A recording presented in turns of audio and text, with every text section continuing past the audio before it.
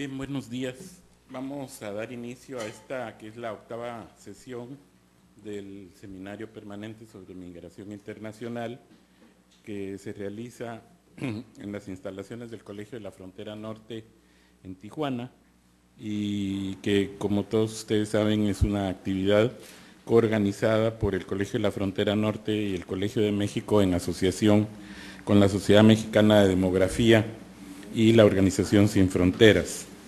En esta oportunidad, pues manteniendo el mismo formato de 2 presentaciones por sesión, vamos a tener una primera a cargo de la profesora Olga Odgers y la segunda a cargo del profesor Timothy Steigenga. La primera presentación de Olga Odgers se titula Migración y creencias, ¿por qué la migración internacional es un factor de cambio religioso en México? Y la profesora Odgers es doctora en Sociología por la Escuela de Altos Estudios en Ciencias Sociales de París, y antes de eso tuvo un diploma de estudios en profundidad en Ciencias Sociales por la Universidad de París 5 y su licenciatura en Sociología por la Universidad Nacional Autónoma de México. Y desde 1999 ella es investigadora del Departamento de Estudios Sociales del Colegio de la Frontera Norte. En esta oportunidad, antes de darle la palabra a Olga, queremos saludar a las salas que nos están recibiendo la señal por videoconferencia: el Instituto de Investigaciones Sociales de la Universidad Nacional Autónoma de México. Queremos saludar a la sala de videoconferencias del Colegio de México, la Universidad Iberoamericana en su sede en León, Guanajuato, la Casa Colef en Coyoacán, en la Ciudad de México, la Universidad Rafael Andívar en la Ciudad de Guatemala, y por internet que nos están recibiendo un grupo en Honduras, encabezado por el profesor Marvin Barahona, y además las personas que nos puedan estar viendo por la transmisión por internet, que han empezado a comunicarse por el sistema de chat que está habilitado para que podamos tener también comunicación con ellos. Entonces, sin más explicaciones y preámbulos, vamos a iniciar la sesión con la presentación de Olga Odgers, que, como dije, se titula Migración y creencias, ¿por qué la migración internacional es un factor de cambio religioso en México?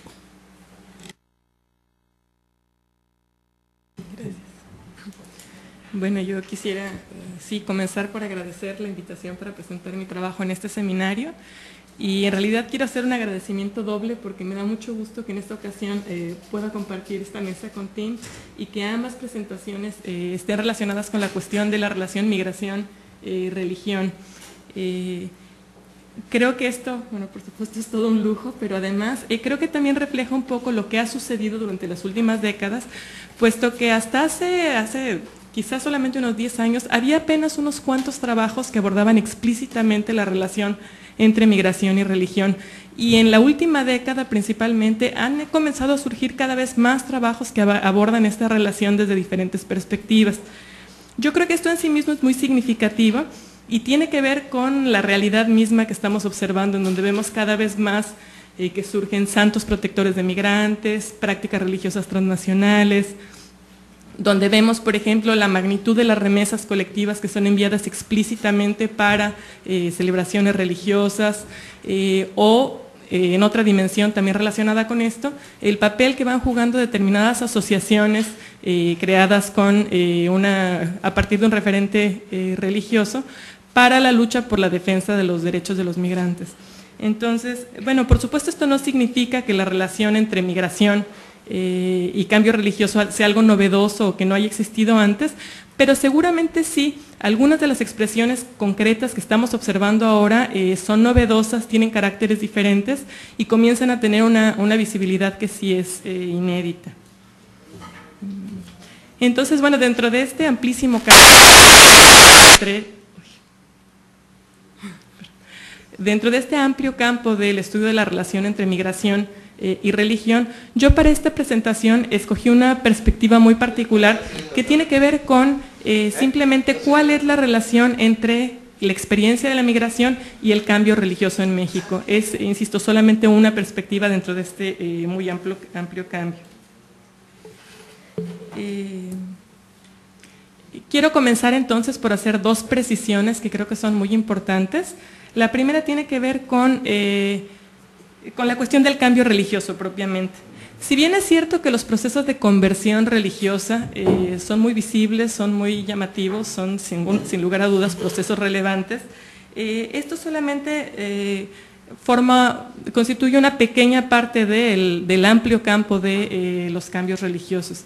Entonces, bueno, además de este muy particular aspecto del cambio, es importante considerar también la forma como se transforman las prácticas religiosas al interior de una misma denominación y cómo el sentido que las personas confieren a esas mismas prácticas religiosas puede ir transformándose. Voy a entender entonces el cambio religioso desde esta perspectiva amplia. La otra precisión que quiero hacer es lo que tiene que ver con ¿por qué hablo de un factor de cambio? Bueno, creo que es importante recordar, y por eso quiero hacer esta precisión desde el inicio, que cualquier proceso de cambio religioso, sea a nivel micro, intermedio, macro, siempre será de carácter multicausal. Entonces, en este trabajo, que forma parte de un proyecto más amplio sobre cambio religioso en México, voy a abordar lo que corresponde precisamente a la migración internacional, pero en ningún momento estoy considerando que hay una relación causal directa entre un fenómeno y otro, sino simplemente estoy tratando de mostrar cómo corresponde o conforma un elemento importante en el contexto que está favoreciendo el cambio religioso.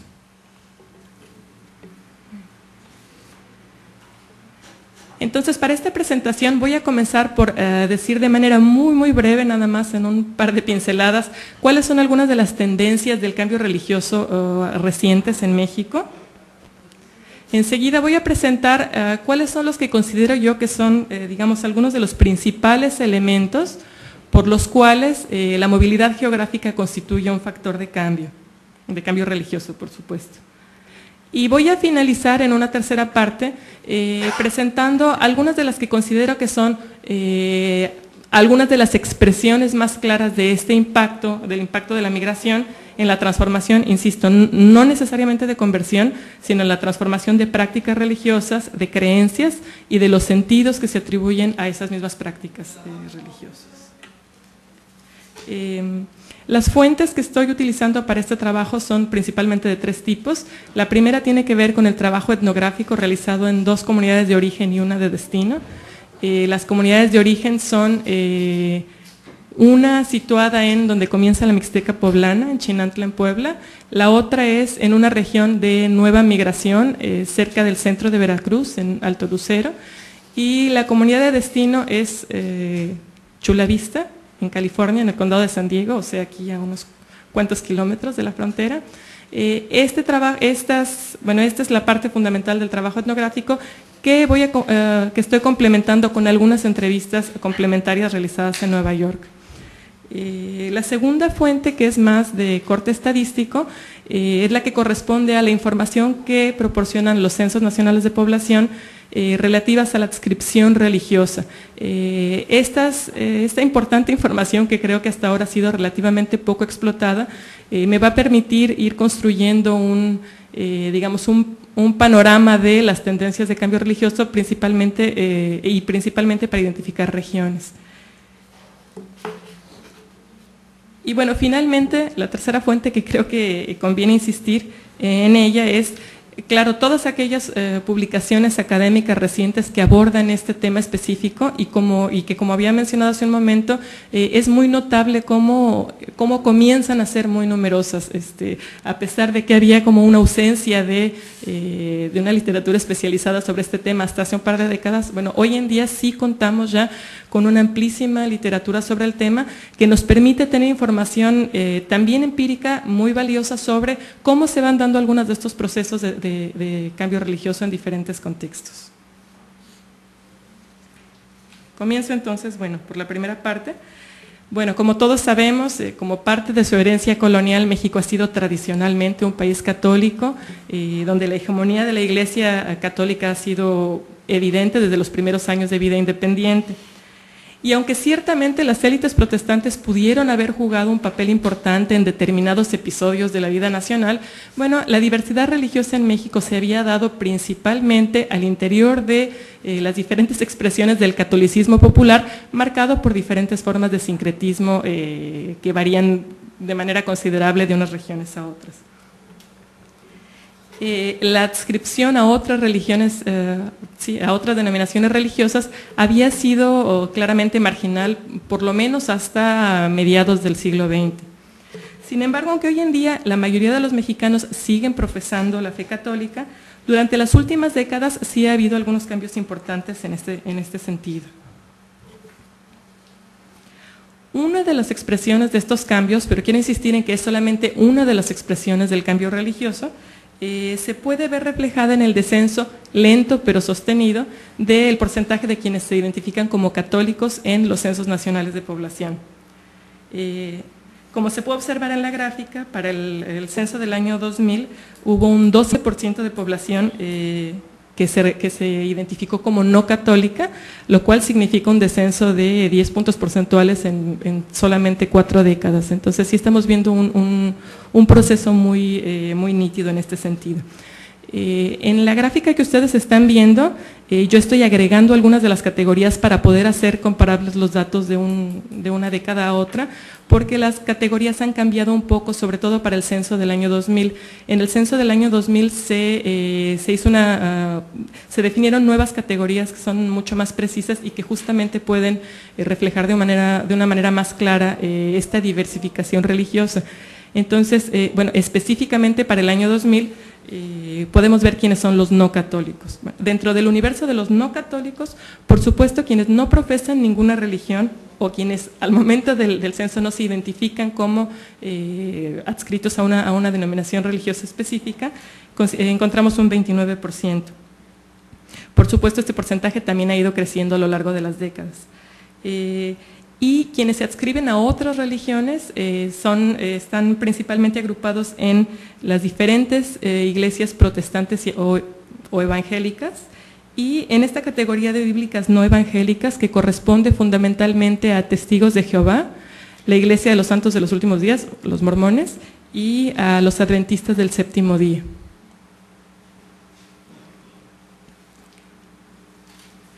Sin embargo, quiero insistir en que esta es solo, digamos, una faceta muy particular de los procesos de transformación del campo religioso que ha habido en México en las últimas décadas. Creo que hay al menos otros 4 aspectos que es muy importante tener en cuenta, los voy a mencionar muy rápidamente. Una de ellas es la forma como se ha transformado el lugar que ocupan las religiones y la diversidad religiosa en el espacio público. Y esto tiene que ver también, por supuesto, con la transformación que se ha ido generando en la relación Estado-Iglesia. Otro aspecto tiene que ver con la forma como se ha ido transformando paulatinamente la relación que cada individuo o que los diferentes individuos, los creyentes, establecen con las instituciones religiosas, con las iglesias. En este sentido, conviene especialmente señalar cómo progresivamente los propios creyentes van haciendo una distinción cada vez más clara entre lo que son sus creencias religiosas, lo que son las prácticas religiosas y lo que son las instituciones religiosas. Estos 3 elementos que anteriormente parecían mucho más sólidos, mucho más soldados entre sí, empiezan a ser cada vez más disociados por los propios creyentes. Entonces podemos encontrar cada vez más digamos, un manejo de lo que externamente podrían parecer contradicciones entre, por ejemplo, lo que puede ser las creencias específicas del individuo y determinadas prácticas, o lo que podría ser la norma decretada institucionalmente, por decirlo de alguna manera. Además de estos aspectos, es importante destacar cómo al interior de las propias denominaciones se van transformando las prácticas religiosas. Un ejemplo de esto, probablemente uno de los más conocidos, de los más claros, son los movimientos que surgen al interior de una misma denominación, como es el caso del movimiento de la renovación carismática dentro de la propia institución católica. o el proceso que se ha llamado de pentecostalización de algunas denominaciones del protestantismo histórico. Entonces, simplemente quiero insistir aquí cómo al interior de una misma denominación, sin que medie un proceso de conversión, puede haber transformaciones importantes en la manera como el creyente vive su religión y cómo la practica, insisto, sin que necesariamente haya un proceso de conversión religiosa o de cambio de adscripción religiosa. Y bueno, finalmente, por supuesto, el hecho de que haya una diversificación de opciones religiosas también va a ser un elemento contextual importante para la forma como el individuo viva su propia religión.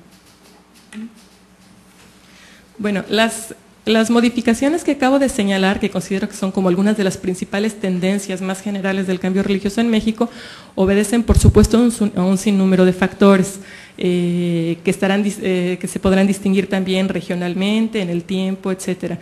Entonces, en esta presentación lo que quiero hacer es ver dentro de este universo de factores que contribuyen al cambio religioso, en cuáles aspectos la migración internacional tiene una incidencia particular. Paso entonces a esta segunda parte. ¿Por qué considero que la migración internacional, que la movilidad geográfica sí es un factor de cambio religioso? Bueno, creo que hay muchos elementos, pero me voy a concentrar en 4. Los menciono y los voy a ir explicando parte por parte, qué es lo que estoy entendiendo por cada uno de ellos.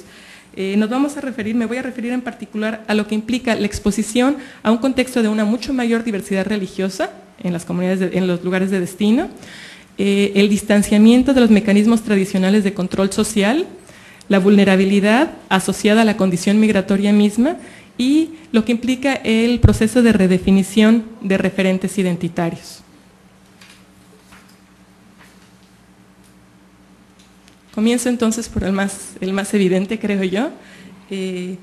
Bueno, a pesar de que, como acabo de decir, por supuesto, hay un claro proceso de diversificación religiosa en México que se puede ver con nitidez en las últimas décadas, México sigue siendo, por supuesto, un país mayoritariamente católico. Esta hegemonía de la Iglesia Católica es más evidente en precisamente las regiones que se han caracterizado por ser tradicionalmente las principales expulsoras de migrantes, ¿no? Esta región del Bajío o Centro Occidente, que sigue siendo considerada como el bastión del catolicismo en México. Para darles una idea de lo que estoy hablando, 3 de los estados con altos índices de intensidad migratoria, Zacatecas, Michoacán y Guanajuato, cuentan solamente con un 4.9, 5.2 y 3.6% de población que no se considera católica. Por supuesto, dentro de estos no católicos también están incluidos quienes no profesan ninguna religión. El contraste, por supuesto, es evidente.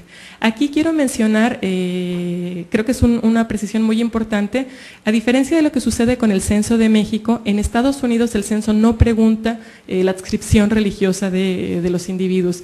Entonces, la información, digamos, cuantitativa que podemos obtener sobre adscripción religiosa en los Estados Unidos siempre está basada a través de encuestas. Las categorías también son un poco diferentes, entonces en un sentido estricto no serían comparables. Sin embargo, quiero presentarlas porque creo que de cualquier forma nos presenta con mucha claridad un panorama muy diferente del que podemos observar en el caso de México. Aquí es el caso del estado de California.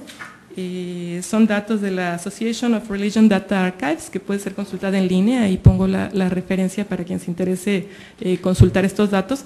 De hecho, creo que a partir de esta fuente se puede consultar una gran cantidad de datos relativos a adscripción religiosa en Estados Unidos, que podría ser interesante para quien quiera trabajar estas temáticas. Entonces, bueno, podemos ver claramente cómo a partir de esta encuesta, la diversidad religiosa que se presenta en California realmente no tiene punto de comparación con lo que sucede en ninguna otra región de México. Acá les puse también el caso de Texas por ser, bueno, 2 de los principales estados receptores de migrantes. A diferencia de lo que sucedía con el estado de California, por supuesto acá el porcentaje de evangélicos y protestantes es más elevado con respecto al de católicos. Regreso a la de California, donde el porcentaje de católicos sí es más elevado. pero de cualquier forma, en cualquiera de los dos casos, aunque sí constituyen contextos diferentes, la diversidad religiosa es muy evidente, ¿no?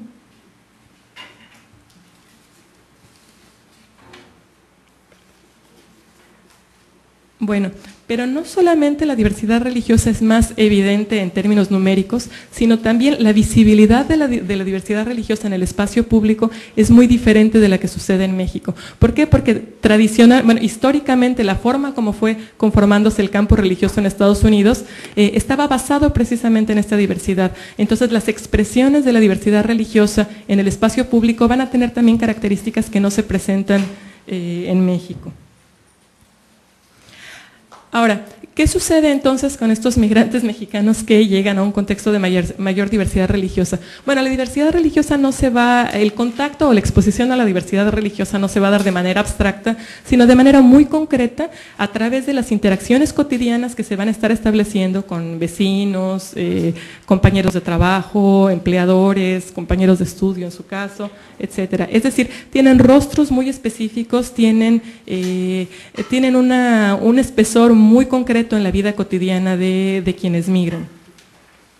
Así, por ejemplo, a los migrantes mexicanos que entrevistamos en Chula Vista, la inmensa mayoría de ellos decían tener amistades de otras nacionalidades, entre ellos mencionaban griegos, filipinos, japoneses, libaneses, y por supuesto muchos de ellos a través de estas relaciones concretas, estas relaciones interpersonales directas, tenían contacto con otras creencias y otras prácticas religiosas. Incluso la mayoría de estas personas entrevistadas habían mencionado haber asistido en alguna ocasión a algún servicio religioso de una denominación religiosa diferente de la propia. En la mayoría de los casos era con la intención de acompañar a amigos, a compañeros de trabajo, a algunos eventos significativos en la vida de ellos, como son los matrimonios o los bautismos. Bueno, ¿cómo se vive el contacto con esta diversidad religiosa cuando uno parte de un contexto donde el catolicismo es prácticamente hegemónico? Bueno, pues en algunos casos la confrontación con un contexto de marcada diversidad religiosa, por supuesto, puede resultar desconcertante, sobre todo para quienes están habituados a considerar al catolicismo como ya sea en su aspecto religioso o en su aspecto, digamos, más cultural, como un conjunto de normas y valores prácticamente universales. Así, por ejemplo, Horacio, que es el ejemplo que cito en esta entrevista, menciona, muestra su asombro ante la diversidad que percibe. Él dice, no es posible que haya tantas religiones no se les puede llamar. Solo son 4, porque también son 4 los puntos del mundo, pero que en un solo país haya tantas religiones no es posible. Es, bueno, creo que una clara muestra del desconcierto del contexto de gran diversidad al que se enfrenta cotidianamente. Ahora, por supuesto, la simple exposición a la diversidad religiosa de ninguna manera puede ser considerada como un factor de conversión religiosa. No es porque se conviva con esta diversidad religiosa que, no es simplemente porque hay una mayor oferta en el mercado que la gente va a cambiar de religión. Sin embargo, lo que sí es muy evidente es que el confrontarse a esta mayor diversidad sí implica, sí promueve una reflexión profunda acerca de lo que significan las propias creencias y prácticas religiosas que fueron interiorizadas a través del proceso de socialización primaria y que en muchos casos habían simplemente sido consideradas como universales. El descubrir la particularidad de lo que se creía universal sí promueve o sí fomenta un proceso de reflexión crítica acerca de estas mismas prácticas, creencias y normas.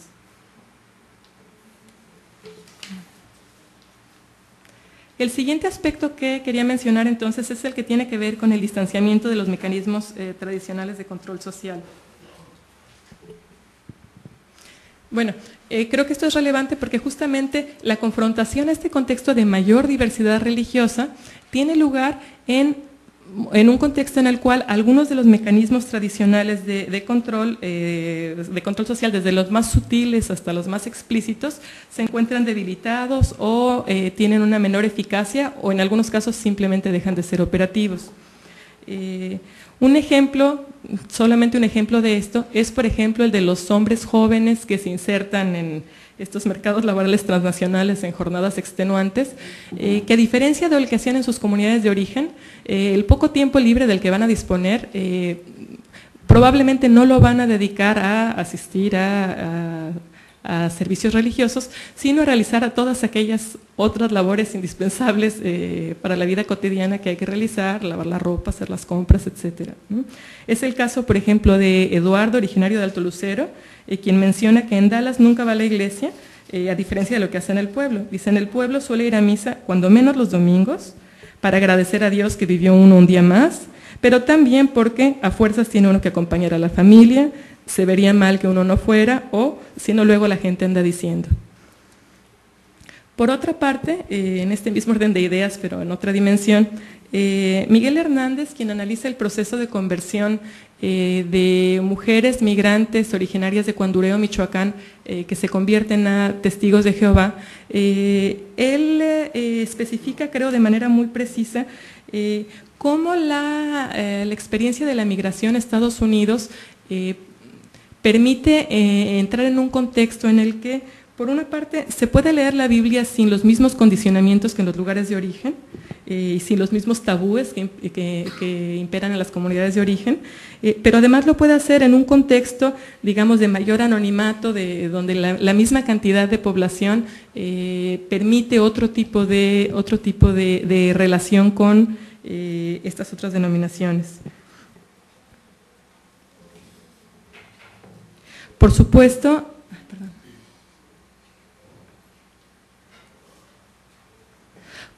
en los nuevos contextos se crearán también nuevos mecanismos de control. Esto es muy claro también en los casos en los cuales hay comunidades de migrantes claramente estructuradas, con redes migratorias sólidas, etcétera. Pero creo que también sería importante considerar a estos nuevos mecanismos de control precisamente como uno de los aspectos del cambio religioso, no tanto de la permanencia, sino del cambio, porque precisamente no son los mismos mecanismos tradicionales, sino que se crean nuevas estrategias para seguir ejerciendo este tipo de control social. El tercer elemento que quería mencionar es el que tiene que ver entonces con la condición de vulnerabilidad directamente asociada a la condición migratoria. No, la condición del migrante, muy particularmente del recién llegado y con mayor claridad para quienes migran sin documentos migratorios, está claramente marcada por la vulnerabilidad. La necesidad apremiante por adquirir todos aquellos elementos materiales y la información necesaria para irse adaptando al nuevo contexto de vida, pues por supuesto los hace extremadamente dependientes de terceras personas, ¿no? En estos casos, las instancias a las que los migrantes pueden recurrir en la búsqueda de soluciones para algunas de sus necesidades más apremiantes son por supuesto muy escasas, especialmente en el caso de quienes migran sin documentos y más cuando no se trata de redes migratorias sólidas. Y entonces dentro de este muy estrecho universo de asociaciones a las cuales pueden recurrir en estas necesidades, bueno, las asociaciones de carácter religioso ocupan un lugar importante. Entonces, la vulnerabilidad que se deriva de la condición migratoria en algunas ocasiones es tanto la causa como el contexto en el que los migrantes entran en contacto por primera vez con diferentes opciones religiosas.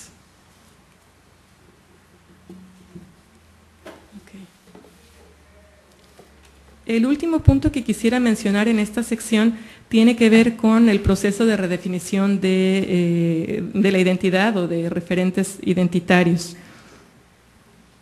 Bueno, por supuesto, como sabemos, la experiencia de la migración implica la interacción continua con nuevas formas de alteridad o con diferentes formas de alteridad y por lo mismo exige un proceso constante de redefinición identitaria.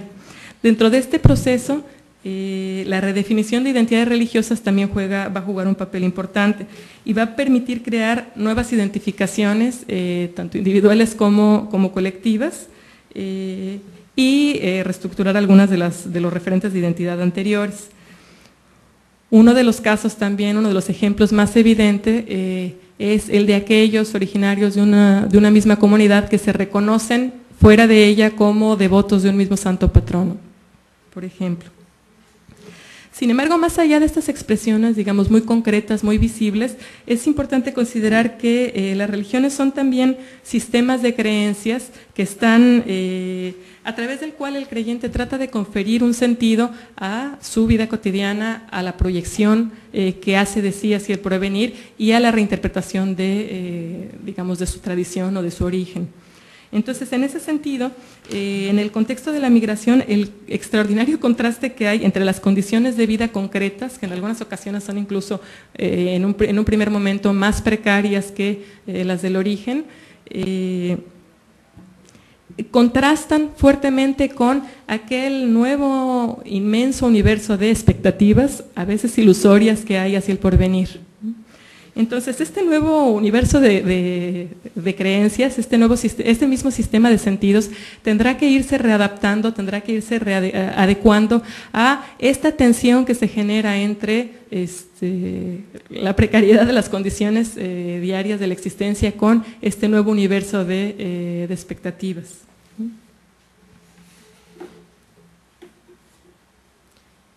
Bueno. Entonces, bueno, en suma, considero que la experiencia de la migración en sí misma, por las implicaciones que lleva en la vida cotidiana de quienes se desplazan, va configurando también un contexto favorable, insisto, no necesariamente para la conversión religiosa, pero sí para la realización de este proceso de reflexión sobre los sistemas de creencias que son fuertemente movilizados y reinterpretados para la construcción de nuevos sentidos.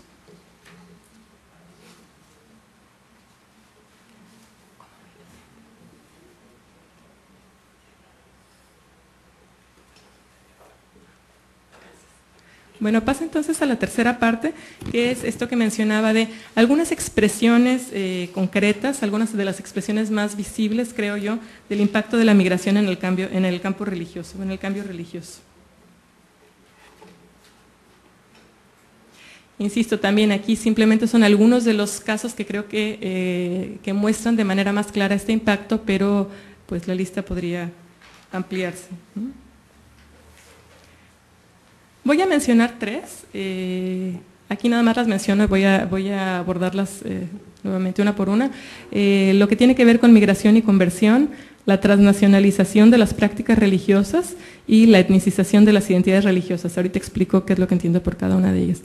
Empiezo por la más controvertida, aunque no necesariamente es la más interesante, que tiene que ver propiamente con los procesos de conversión. En la literatura reciente encontramos una gran cantidad de estudios muy precisos, muy detallados, en donde muestran cómo en muchos casos efectivamente la experiencia de la migración contribuye a o es uno de los elementos que detona los procesos de conversión religiosa. Un ejemplo de ello es el trabajo de Miguel Hernández que mencionaba hace un momento sobre el proceso de conversión de mujeres de Cuandureo, Michoacán, a Testigos de Jehová, pero como este tipo de casos, digamos, podemos encontrar varios en la literatura. Sin lugar a duda, estos casos, bueno, existen, son significativos, es relevante estudiarlos, pero también es importante tratar de identificar cuál puede ser el impacto real o, digamos, la dimensión real de este tipo de procesos en las comunidades de origen, ¿no? Aquí menciono la conversión tras la experiencia directa o indirecta de la migración, porque por supuesto también podemos ver en diferentes casos a los migrantes de retorno, que son el inicio de nuevos procesos de conversión entre sus familiares, amigos, etcétera. Sin embargo, probablemente en algunas ocasiones se ha hecho una sobrevaloración de la magnitud del impacto de la migración en esta forma tan específica de cambio religioso que son las conversiones y por consiguiente la diversificación religiosa en las comunidades de origen. ¿Cómo podríamos tratar de cuantificar el impacto real de la migración en esta dimensión específica del cambio religioso, los procesos de conversión? Bueno, seguramente no podremos dar una respuesta muy precisa, pero hay algunos elementos que sí nos pueden, digamos, dar una idea aproximada. Antes que eso, creo que sí es importante insistir en que el estudio de este tipo de procesos de conversión creo que es muy relevante independientemente de su magnitud, creo que son significativos y además las implicaciones que tienen en muchos casos sí son muy importantes independientemente de su magnitud.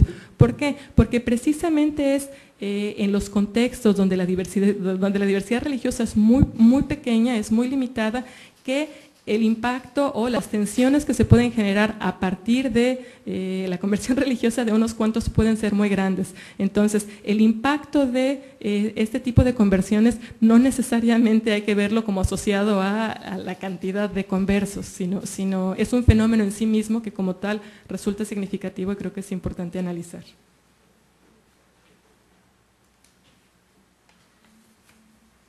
Bueno, ¿qué es lo que sucede primero del otro lado de la línea? Como había comentado, no hay datos censales de adscripción religiosa para el caso de los Estados Unidos. La información que tenemos viene principalmente, exclusivamente de diferentes tipos de encuestas. En este caso, la gráfica que presento corresponde al trabajo de Espinosa y Elizondo, Hispanic Churches in American Public Life. No puse aquí la referencia, pero se puede consultar en línea en la página de la Universidad de Notre Dame. A través de esta encuesta ellos identifican que los latinos son aproximadamente un 70% católicos. Por supuesto, esta categoría de latinos, como sabemos, no incluye nada más a los mexicanos, aunque seguramente son principalmente mexicanos los que fueron entrevistados. La precisión de todas maneras es interesante porque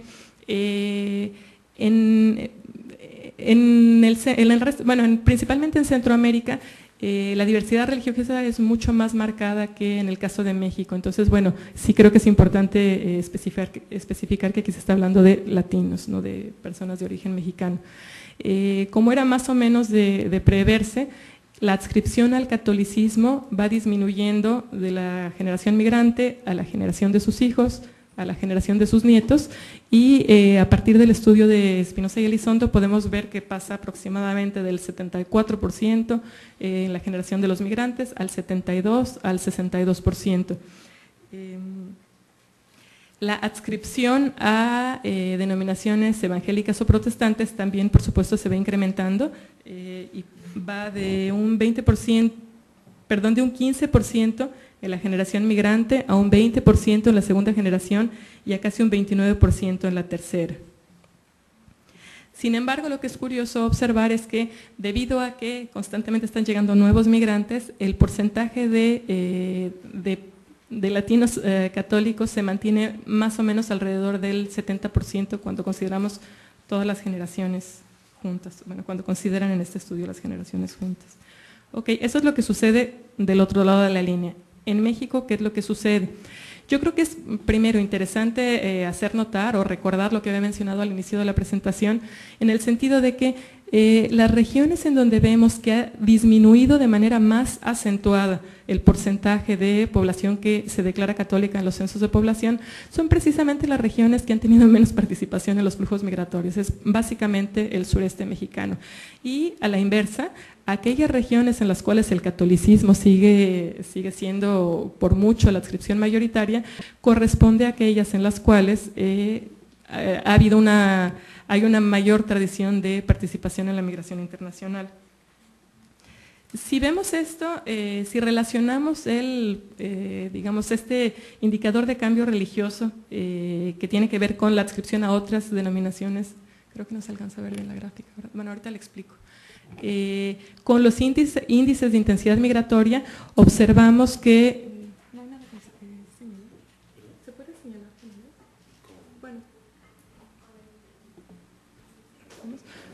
Bueno, tal vez no sea tan necesario. ¿Con el mouse? Ok, gracias, perfecto. Si observan, bueno, aquí podemos observar cómo aquellos estados, aquí es por entidad federativa, entonces aquellos estados que tienen mayores índices de intensidad migratoria son los que tienen una menor diversidad religiosa y por el contrario, aquellos que tienen una mayor diversidad religiosa, que son por supuesto aquí los estados del sureste, son los que tienen menor intensidad migratoria. Entonces,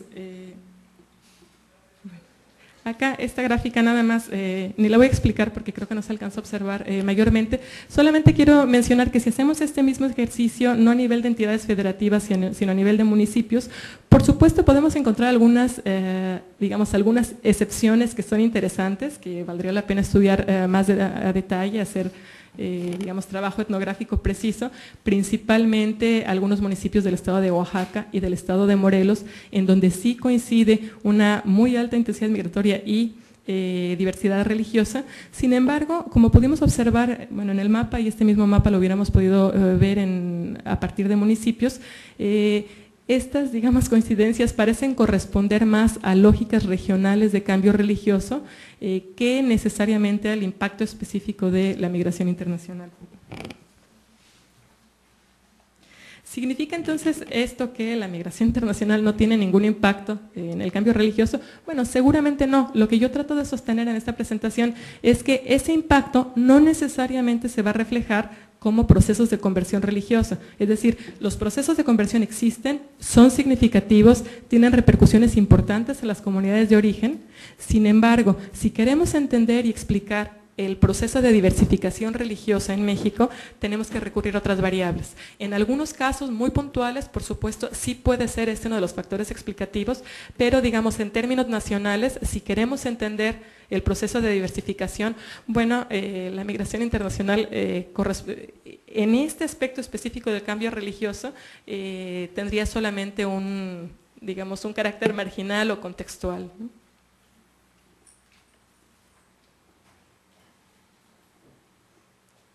Entonces, bueno, nada más para sintetizar esto que acabo de mencionar, sí considero que la experiencia migratoria, por supuesto, es fundamental para comprender la trayectoria de los migrantes conversos. Esto aquí hay una gran cantidad de estudios de caso que lo han detallado con toda precisión. Sin embargo, el incremento de la diversidad religiosa en México presenta características regionales muy diferenciadas. El caso del sureste es el más evidente y en ese sentido, algunas de las regiones donde la diversificación religiosa es más acelerada, insisto, principalmente en el sureste, la migración hacia los Estados Unidos no necesariamente es un factor explicativo. O por decirlo en otros términos, considero que ciertamente la migración es un factor de cambio religioso importante, pero no todo el cambio religioso en México se puede explicar a partir de la migración internacional. Algunos de los aspectos en los que yo estimo que sí hay como una relación más clara del impacto, una visibilidad más clara del impacto de la migración, son, por ejemplo, la transnacionalización de las prácticas religiosas. Nuevamente, si consideramos a la religión como un sistema de creencias que permite conferir sentido a la vida cotidiana de los individuos, de los creyentes, a las proyecciones que hacen de su vida hacia el porvenir, a la reinterpretación que hacen de su origen, bueno, podemos entender también con claridad que al transnacionalizarse este espacio de vida cotidiana, las prácticas religiosas que dan soporte a este sistema de creencias tendrán también que irse adaptando, que irse adecuando. Esto es especialmente importante si consideramos que estos sistemas de creencias, entre otros aspectos, tienen que ser capaces de proporcionar orientaciones prácticas a los creyentes. Entonces, estas orientaciones prácticas van a tener que corresponder a los contextos transnacionales en los cuales ahora se desarrolla la vida cotidiana de quienes migran. ¿Cómo se da este proceso de transnacionalización de prácticas religiosas? Bueno, seguramente nada más en este aspecto podríamos pasar horas discutiendo y habría muchísimos elementos que considerar. Lo que voy a hacer en este caso nada más es mencionar algunos de los ejemplos más evidentes, como podrían ser, por ejemplo, el surgimiento de santos protectores de migrantes y el surgimiento de santos migrantes. Pueden coincidir, pero no necesariamente son lo mismo. Por santos protectores de migrantes, uno de los ejemplos creo más evidentes es el que está en la pantalla, que es Juan Soldado, que surge como un santo protector de migrantes, por supuesto no reconocido oficialmente por la Iglesia Católica. Es un santo que está ubicado exactamente en la región fronteriza, a unos metros de donde tradicionalmente era una región de cruce y en donde entonces los migrantes pues pasaban a encomendarse antes de cruzar. No deja de ser significativo significativo ver que ahora que el flujo migratorio o el punto de cruce se ha desplazado hacia el este, quienes acuden ahora a visitar a Juan Soldado son ya no tanto futuros migrantes indocumentados, sino aquellos que cruzaron hace años bajo la protección de Juan Soldado y que ahora, bueno, siguen siendo devotos fieles seguidores de Juan Soldado y que regresan cada año a su aniversario, etcétera. Entonces, bueno, este es uno de los ejemplos que creo yo que ilustra con claridad cómo se van desplazando algunos de estos lugares sagrados, se van creando nuevas prácticas que van a responder a estas nuevas necesidades que tienen que ver con el movimiento de los creyentes. El otro caso que mencionaba entonces no es el de los santos protectores de migrantes, sino los santos migrantes ellos mismos. Es decir, estos santos patronos locales que se desplazan con sus propios fieles, que se establecen en las comunidades de destino y que en muchos casos incluso son santos que circulan. Bueno, creo que hay muchos casos que han sido estudiados. Creo que podemos hablar incluso podemos comenzar a identificar patrones, justamente porque ya son muchos casos los que se han estudiado sobre esto, y vemos que, bueno, justamente este tipo de prácticas religiosas específicas parecen adaptarse bien, parecen adecuarse bien a estas nuevas necesidades espirituales de quienes viven en contextos transnacionales. ¿Por qué? ¿Por qué precisamente los santos patronos? ¿Por qué precisamente son este tipo de prácticas y este tipo de figuras las que parecen adecuarse de una manera tan precisa? Bueno, creo que una de las posibles explicaciones o una primera hipótesis para una futura investigación más precisa al respecto tiene que ver con que son figuras que logran integrar en un mismo símbolo diferentes dimensiones espaciales, desde la dimensión más íntima de la relación que establece el creyente con esta figura de devoción, el componente local por la representación que implica de la comunidad de origen, el componente, digamos, de la comunidad transnacional, puesto que quienes están dentro y fuera de la comunidad se identifican como devotos de este mismo santo patrón. E incluso, si ustedes quieren, una dimensión temporal supramundana, puesto que también permite al individuo relacionar cada uno de estos niveles espaciales con su búsqueda de trascendencia, digamos.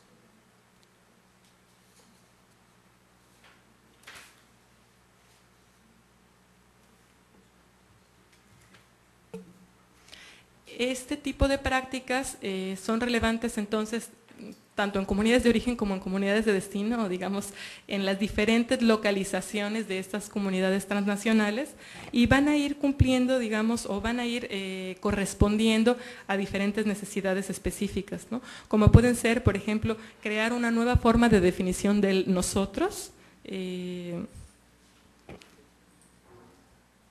el crear o el permitir estructurar o cristalizar lazos con los paisanos fuera de la comunidad de origen, establecer vínculos con las comunidades de origen, pero también crear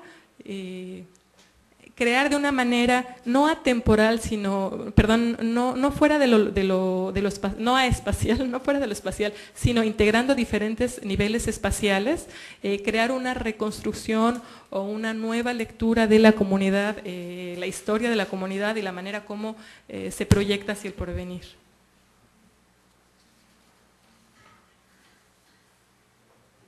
Entonces, bueno, creo que es importante insistir en que no se trata de una simple exportación de prácticas religiosas, sino que realmente se trata de crear nuevas formas de dar soporte a los sistemas de sentido que se están transformando también. Quiero insistir entonces cómo al interior de una misma denominación religiosa, sin que medien procesos de conversión de ningún tipo, hay procesos de transformación profundos que son importantes y que conviene destacar y estudiar detenidamente.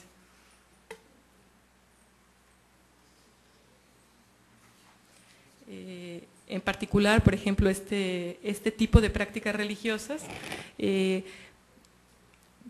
permiten crear orientaciones prácticas que van a señalar a los individuos a los individuos que migran, a los que se desplazan, lo que la comunidad espera de ellos, pero también les va a permitir, les va a aportar otros elementos de orientación práctica que les permite redefinirse en un contexto que es a la vez multiétnico y multirreligioso en las comunidades de destino. Un último aspecto que quiero señalar, digamos como expresiones concretas del impacto de la migración internacional en el cambio religioso, es lo que tiene que ver con el proceso de etnicización de las identidades religiosas. Como había mencionado hace un momento, la diversidad religiosa en el espacio público en Estados Unidos tiene una mucho mayor visibilidad, pero además con mucha frecuencia está asociada a la diversidad étnica. Aunque nosotros sepamos en términos concretos que esto no necesariamente sucede así, las representaciones o los estereotipos que se van construyendo respecto a esta diversidad religiosa sí está muchas veces asociado a los lugares de origen de los migrantes y a estas categorías étnicas que se van creando. Entonces, bueno, entre por ejemplo los migrantes mexicanos que residen en California, es frecuente escuchar que consideren que el protestantismo, principalmente en sus vertientes, por ejemplo, presbiteriana o episcopal, son consideradas religiones de anglos. Ciertas denominaciones pentecostales son consideradas como religiones de African Americans, etcétera, ¿no? Entonces, esta asociación que se va haciendo entre diversidad étnica y diversidad religiosa va a tener algunas consecuencias muy directas en la manera como la gente va a vivir su identidad religiosa cotidiana. En particular, por ejemplo, para los migrantes que entrevisté en Chula Vista, era muy notorio que la mayoría de ellos se expresaba de manera muy favorable acerca de la diversidad religiosa.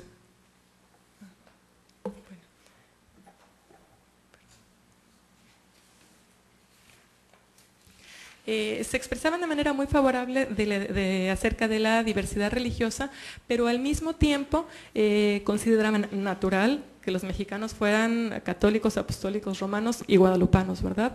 Entonces, la diversidad religiosa es aceptada, entendida, valorada, principalmente cuando está vinculada con esta diversidad étnica específica.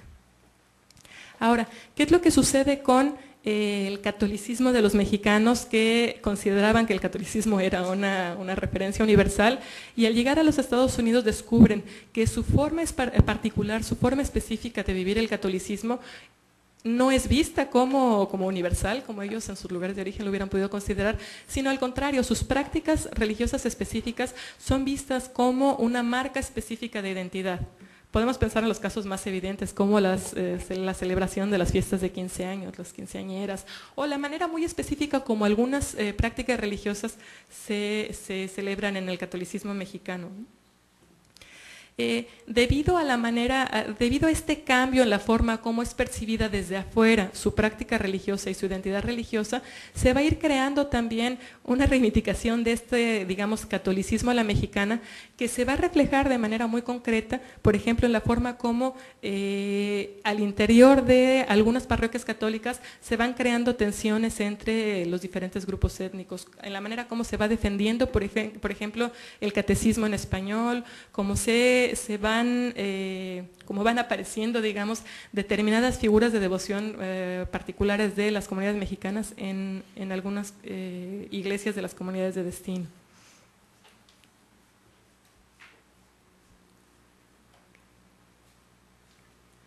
Entonces, si para algunos de esos migrantes las prácticas religiosas en sus comunidades de origen, digamos, ellos percibían que los integraban al contexto de lo universal, una vez en los lugares de destino van a ser percibidas como una manera de reivindicar lo específico, lo particular, una identidad propia.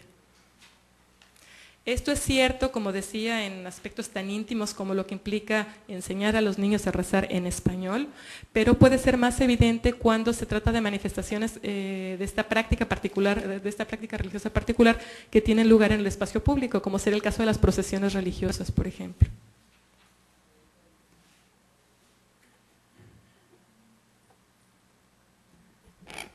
Bueno, entonces, como decía, entre los mexicanos que entrevisté en Chula Vista, en muchos casos ellos consideraban que era natural la diversidad religiosa, que era algo positivo, que era algo favorable, pero al mismo tiempo consideraban natural que los mexicanos fueran católicos. En ese sentido,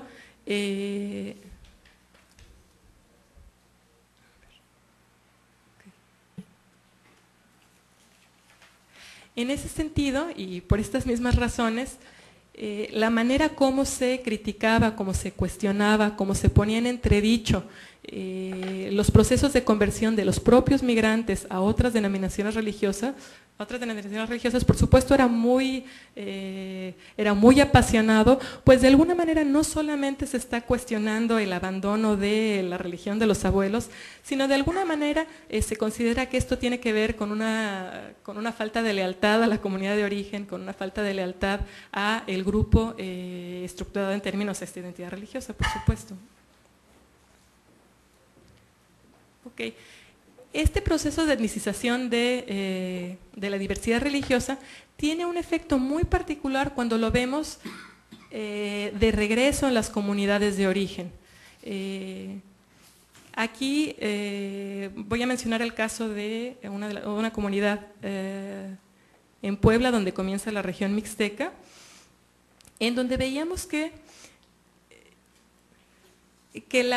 a pesar de que la diversidad religiosa local era muy, muy limitada, la inmensa mayoría de la comunidad es católica. Esta diversidad era cada vez más conflictiva, generaba cada vez más tensiones debido al incremento del capital político y social que tenían los migrantes que regresaban a la comunidad para la celebración de la fiesta del Santo Patrono. ¿Por qué? Porque finalmente las actitudes de intolerancia de los migrantes que regresaban rebasaban con mucho a los de la propia jerarquía católica, de las autoridades civiles del lugar de origen. Algunos de los migrantes que viajaban para la fiesta patronal decían con mucho orgullo a sus hijos, nacidos en Estados Unidos, que a diferencia de lo que sucede en Nueva York, en el pueblo no hay lugar para la diversidad religiosa. Entonces, nuevamente vemos esta asociación, las implicaciones de esta asociación entre la diversidad étnica y la diversidad religiosa, que a final de cuentas se convierte en un argumento adicional para la intolerancia religiosa. De alguna manera consideran que esta diversidad religiosa es tolerada o incluso valorada a condición de que se manifiesten los otros y lejos de casa. Bueno, entonces para ir concluyendo,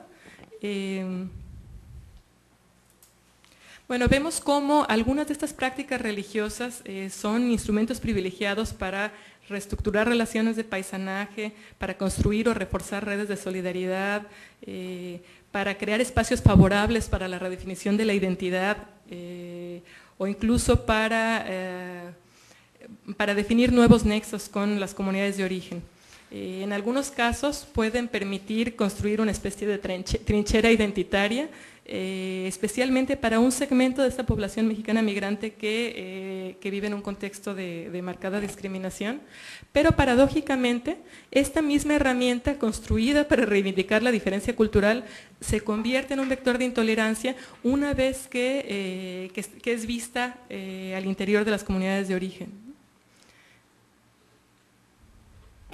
Bueno, concluyo entonces aquí esta presentación con esta idea de la intolerancia importada, insistiendo entonces en que se trata solamente de algunas de las manifestaciones en donde yo creo que es como más evidente el impacto de la migración internacional en el cambio religioso en México.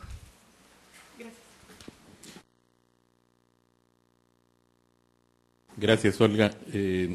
Pues como planteaba Olga al principio, la importancia que adquiere esta vinculación entre el cambio religioso o, si quieren de una manera más general, la adscripción religiosa dentro de las poblaciones migrantes, no solo en aquellos potencialmente emigrantes, sino las comunidades de origen y las comunidades de destino, y el rol que juega esa adscripción religiosa en los procesos más globales de la migración, se convierte en un tema realmente de interés general en los estudios de la migración.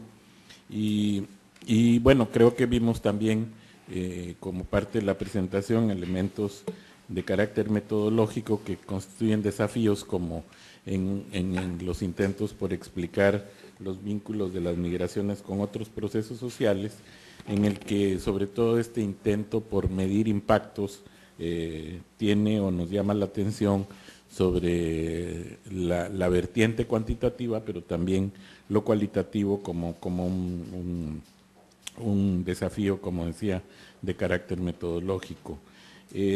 También creo que en otras presentaciones hemos visto la importancia de esto que le llamó la transnacionalización de prácticas religiosas como una dimensión que pone sobre la mesa no lo que cuestiona como una exportación simple de las prácticas versus lo que podría connotarse como la creación de nuevas formas de expresión o nuevas formas de prácticas religiosas a lo largo de este proceso. Es decir, algo que muy imbricado, muy asociado con el fenómeno migratorio, lleva a esta reconstrucción de los procesos y de las prácticas religiosas. Bueno, no ocupo más tiempo para que pasemos a la etapa de intercambios, preguntas, comentarios, y vamos a iniciar por las intervenciones de las salas remotas. En primer lugar, preguntaría, creo que tenemos en pantalla a la Universidad Iberoamericana en León, Guanajuato, si no me equivoco. ¿Tienen alguna pregunta o comentario?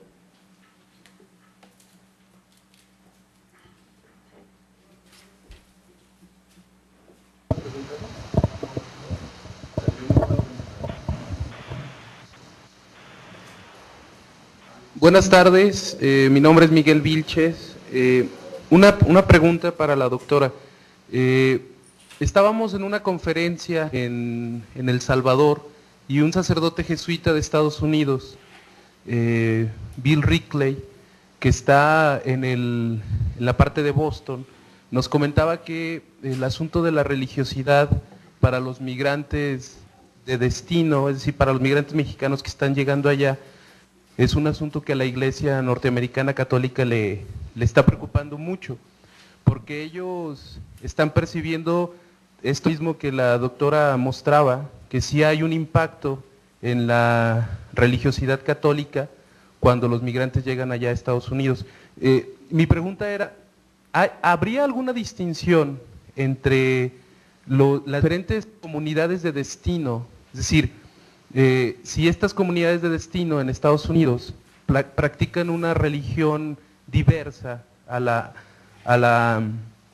católica, ¿qué tanto impacto puede ser si son anglicanos, si son calvinistas, si habría más diferenciación en este tipo?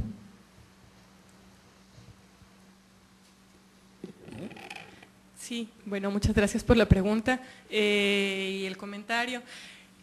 En general, en los Estados Unidos, al igual que lo que sucede en México, hemos observado que los procesos de conversión se dan principalmente hacia este grupo de iglesias que comúnmente se denominan protestantes o evangélicas, pero principalmente en su versión pentecostal, y hacia este otro grupo de denominaciones que en el censo en México se agrega como iglesias bíblicas no evangélicas, que son principalmente testigos de Jehová, mormones y adventistas del séptimo día.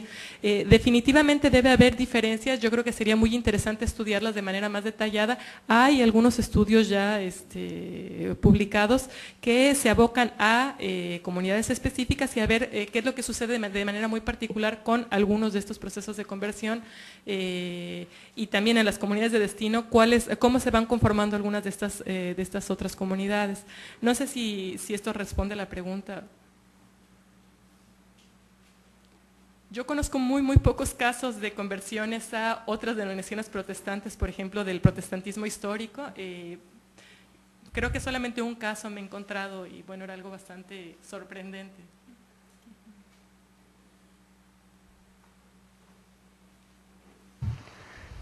Claro, sí, los procesos de conversión son siempre muy sorprendentes. Entiendo la respuesta en el sentido de que es como una nueva beta de investigación, pudiéramos implementar algún mecanismo para que nos arrojaran resultados más concretos. Sí, claro. claro, yo creo que en este campo de la relación migración y religión hay una gran cantidad de vetas que no han sido todavía estudiadas, a pesar de que, como mencioné, ya hay, a diferencia de lo que sucedía hace unos 10 años, ya hay una mayor cantidad de estudios al respecto, pero yo creo que definitivamente es un campo en el que todavía es muchísimo lo que hay por hacer y bueno, hay muchas preguntas interesantes esperando ahí investigadores que quieran tomarlas. Bien, ¿alguna otra pregunta o comentario en la Ibero?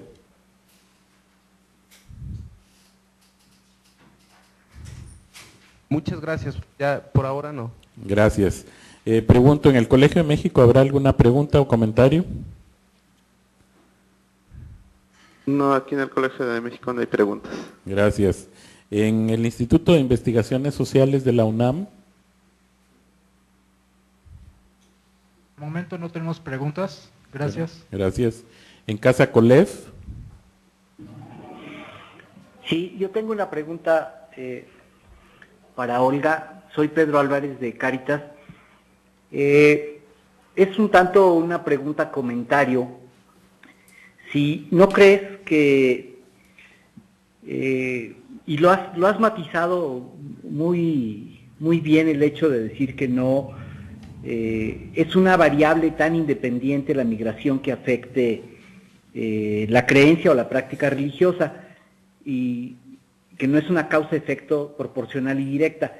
Sin embargo, ¿no creerías que muchas veces no se refiere a una necesidad espiritual el ejercicio de una práctica diferente por efectos de la migración, sino que responde más a necesidades sociales, porque sobre todo en Estados Unidos, Texas, California, Nueva York, la Iglesia Católica no ha sido la que mejor respuesta ha dado para los migrantes, y entonces es una serie de combinaciones en donde el migrante siente que tiene una fuerte necesidad social de adaptación y la asociación religiosa responde a esas necesidades con una mayor sensibilidad, y entonces no es un cambio religioso, sino es un sistema de adaptación social, porque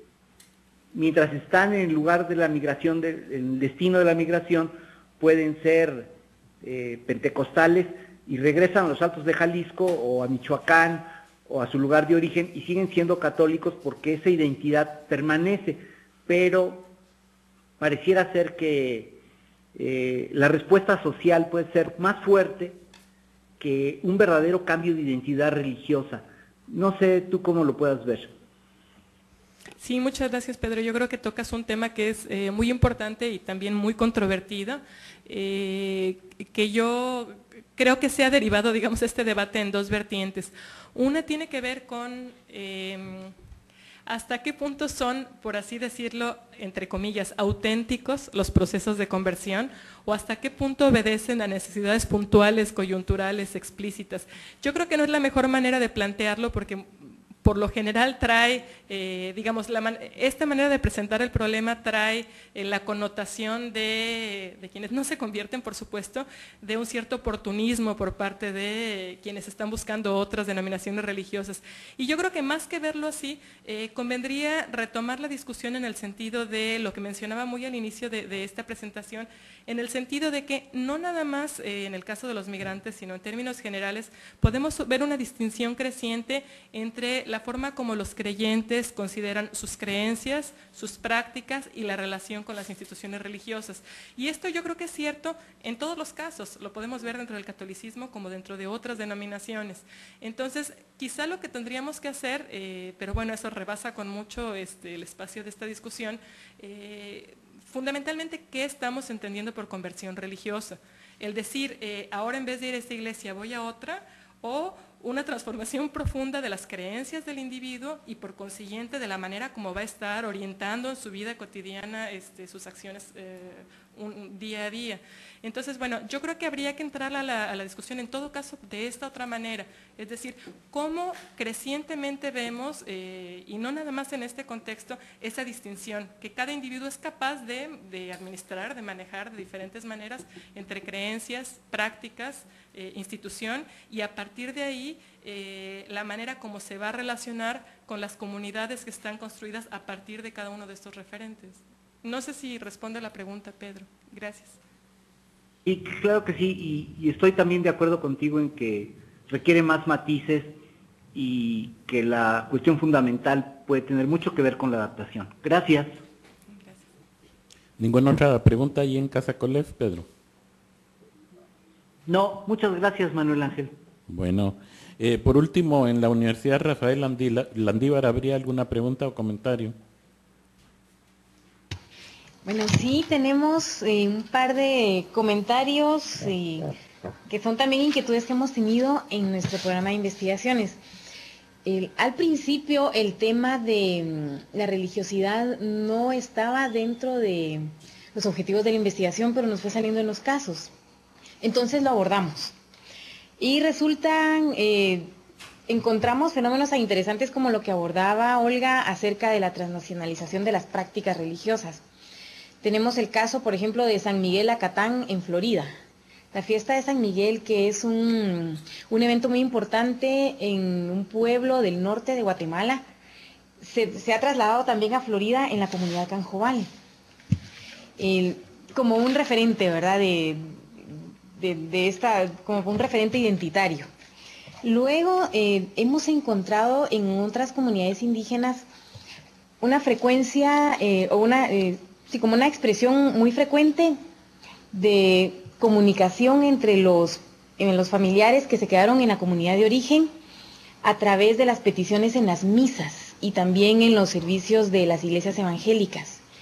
Uno encuentra casi todas las semanas en las peticiones, por ejemplo, que pasan, en las solicitudes que pasan a la Iglesia Católica, alguna petición por fulano de tal que tiene 35 años de estar en California, incluso. Entonces, ahí vemos una especie de comunicación entre migrantes de parte de la familia para los migrantes. Y finalmente nos adherimos a esta solicitud de que sí sería importante investigar también cómo es ese proceso de cambio religioso, ¿verdad? ¿Qué racionalidad, cuál es la lógica que hay en ese proceso de transformación? Lo que decía Olga, si son necesidades coyunturales o es algo más estructural, ¿verdad? Incluso si son transformaciones más en la religiosidad popular o en la misma espiritualidad de la persona. Y bueno, felicitarte, Olga, por esta presentación que nos ilumina bastante. Pues al contrario, muchas gracias y muchas gracias también por compartir esos resultados que han ido, estos elementos que han ido encontrando en su propia experiencia. Yo creo que es interesante lo que a ustedes les sucedió, yo creo que a muchos de nosotros nos ha sucedido lo mismo. Empezamos a hacer un trabajo pensando en migración e identidad o en migración y algún otro elemento, y de pronto la religión es un tema que se nos presenta y que nos damos cuenta que es imposible seguir avanzando sin tomarlo en cuenta. Fue mi caso, yo llegué a este tema de esa manera, yo no comencé a trabajar este tema porque de antemano me interesara, sino porque en el trabajo de campo me di cuenta que llegaba un punto en el que no podía yo avanzar más si no abordaba específicamente este tema. Lo que es interesante es ver que esto mismo está sucediendo cada vez más a quienes trabajan no desde la perspectiva de la migración internacional, sino desde la perspectiva de la sociología de las religiones, en donde cada vez más se encuentran con que no pueden avanzar si no toman en cuenta la cuestión de la migración.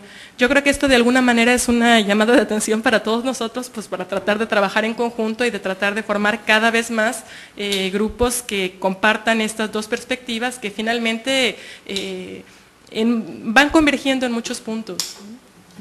Gracias. ¿Alguna otra pregunta o comentario ahí en la Landívar? Estamos bien, gracias. Gracias, muy amables. Entonces ahora vamos a proceder al espacio de preguntas y comentarios aquí en la sala del COLEF. Siempre les voy a recordar que se presenten cuando en cada intervención.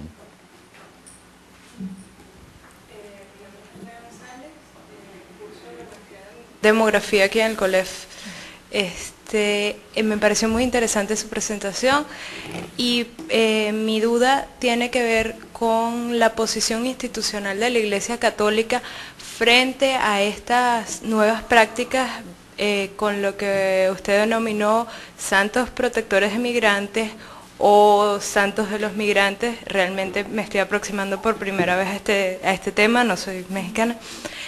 Y por lo que observé en las ofrendas con dólares, etcétera, mi inquietud es cómo ponderan esas ofrendas o esa relación con los santos los obispos y los sacerdotes católicos institucionales, si no consideran que estas prácticas son de orden profano, si las aceptan, si las promueven o si por el contrario intentan de orientar a los fieles, quizás aquellos más tradicionales de los lugares de origen, a mantener una aproximación más tradicional hacia el culto católico. Sí, muchas gracias. El tema de la Iglesia Católica creo que es, como instituciones en sí mismo, un tema enorme. Yo quisiera comenzar por señalar que creo que es cada vez más difícil, bueno, tal vez siempre lo fue, pero es muy difícil tratar de entender la posición de la Iglesia Católica como un todo, cuando estamos viendo diferencias muy sensibles, parroquia por parroquia, en los diferentes contextos. Hay algunos estudios que han abordado específicamente esta relación. No recuerdo la referencia precisa, hay un trabajo de Víctor Espinosa en donde muestra cómo históricamente, en el contexto específico de los Altos de Jalisco, inicialmente había una condenación muy severa de la jerarquía católica hacia la migración, y condenaban, por supuesto, consideraban que básicamente que todos los males iban a venir con los migrantes de retorno, ¿no? Que iban a perder la fe, que se iban a perder los valores porque las familias se separaban, etcétera, ¿no? Y cómo progresivamente, por supuesto, este discurso se fue transformando. Hoy en día, ¿cuál es la posición?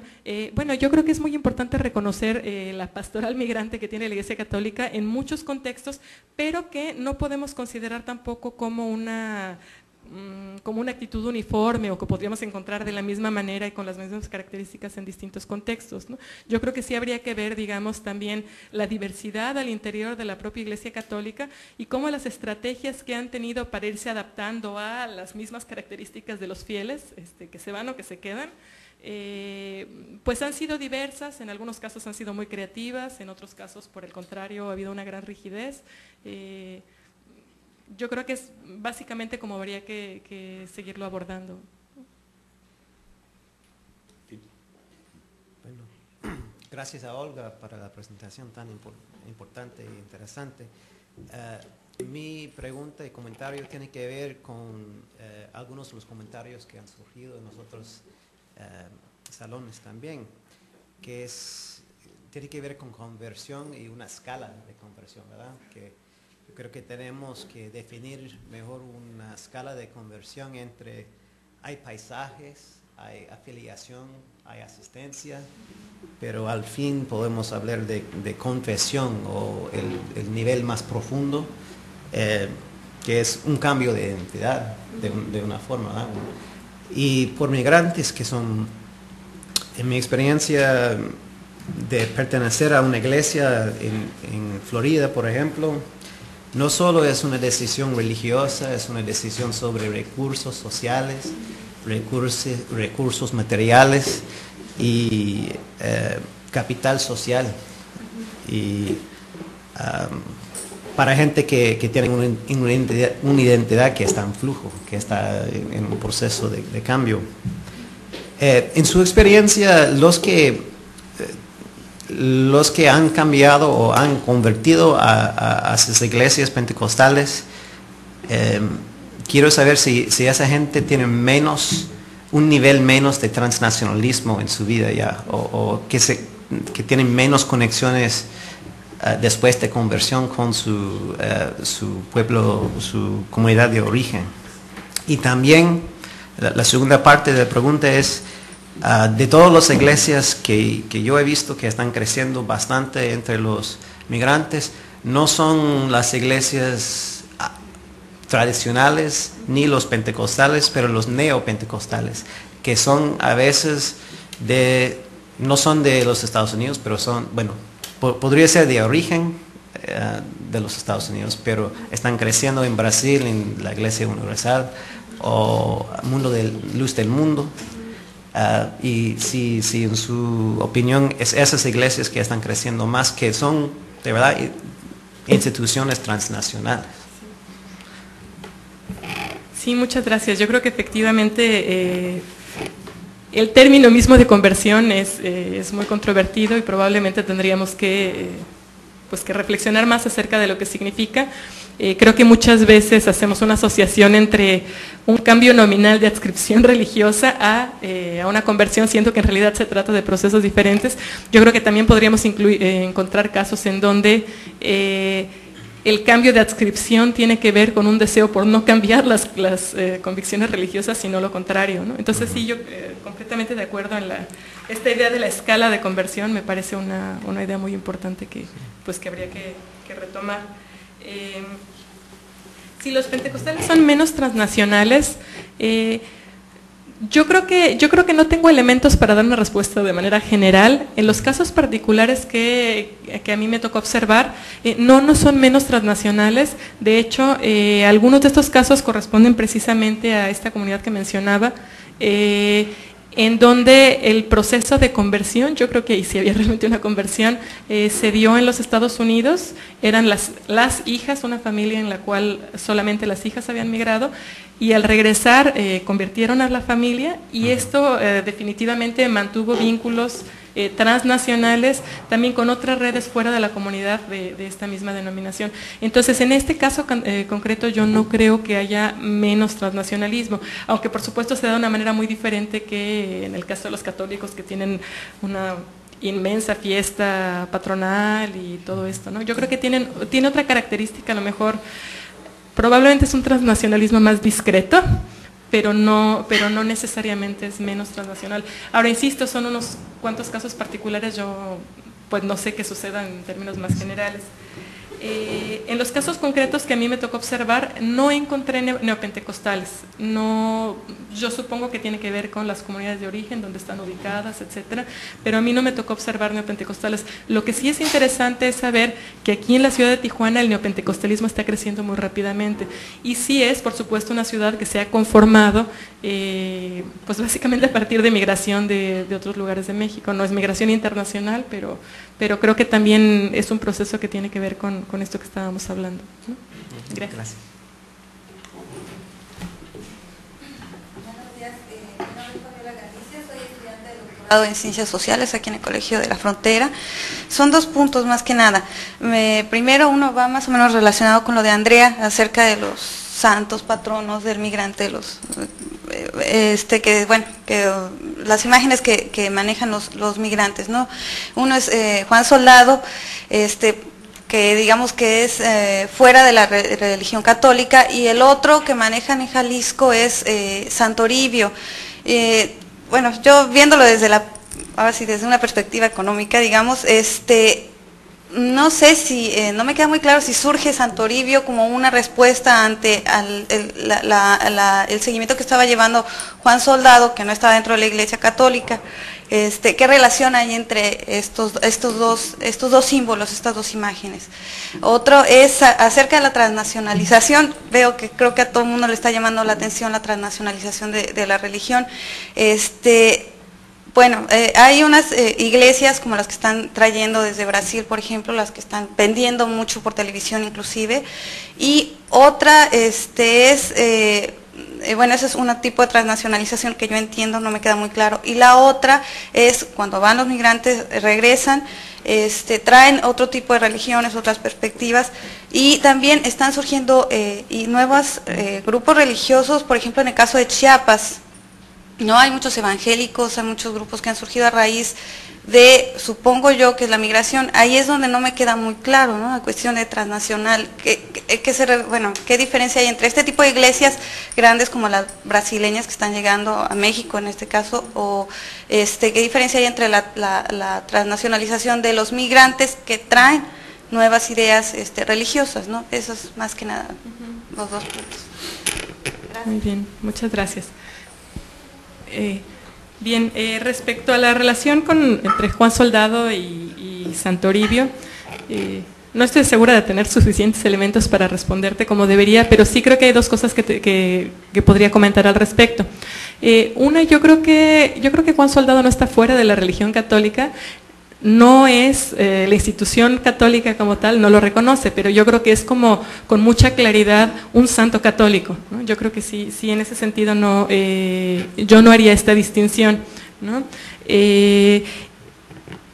Ahora, por otra parte, esta relación entre cómo algunos santos específicos se van, digamos, especializando en la atención a los migrantes, yo creo que el caso de Santoribio creo que es un caso interesante, yo no lo conozco con suficiente detalle, pero sí conozco algunos otros casos en donde podemos ver cómo, por ejemplo, el tipo de favores que se piden al santo o el tipo de milagros que se agradecen van transformándose a lo largo de la historia. Estos santos tienen una gran capacidad de adaptación. Es el caso, por ejemplo, del Padre Jesús de Chinantla, del cual mostré una foto hace un momento, que se convirtió en un santo protector de migrantes, lo conocen incluso como santo migrante, a través de un proceso de reinterpretación de la historia misma del santo. Entonces, yo creo que es interesante ver cómo muchas de estas figuras de devoción se pueden ir adaptando, se pueden ir transformando y pueden ir dando respuesta a estos contextos también cambiantes en los que viven sus propios devotos.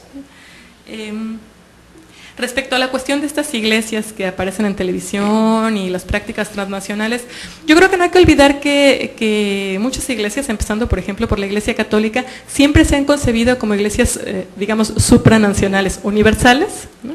Bueno, de alguna manera esta intención siempre ha estado presente y de alguna manera esta ha sido una realidad, aunque se ha declinado de manera muy específica en cada contexto nacional. Yo creo que habría que distinguir las prácticas transnacionales de estas estrategias de instituciones supranacionales, digamos, ¿no?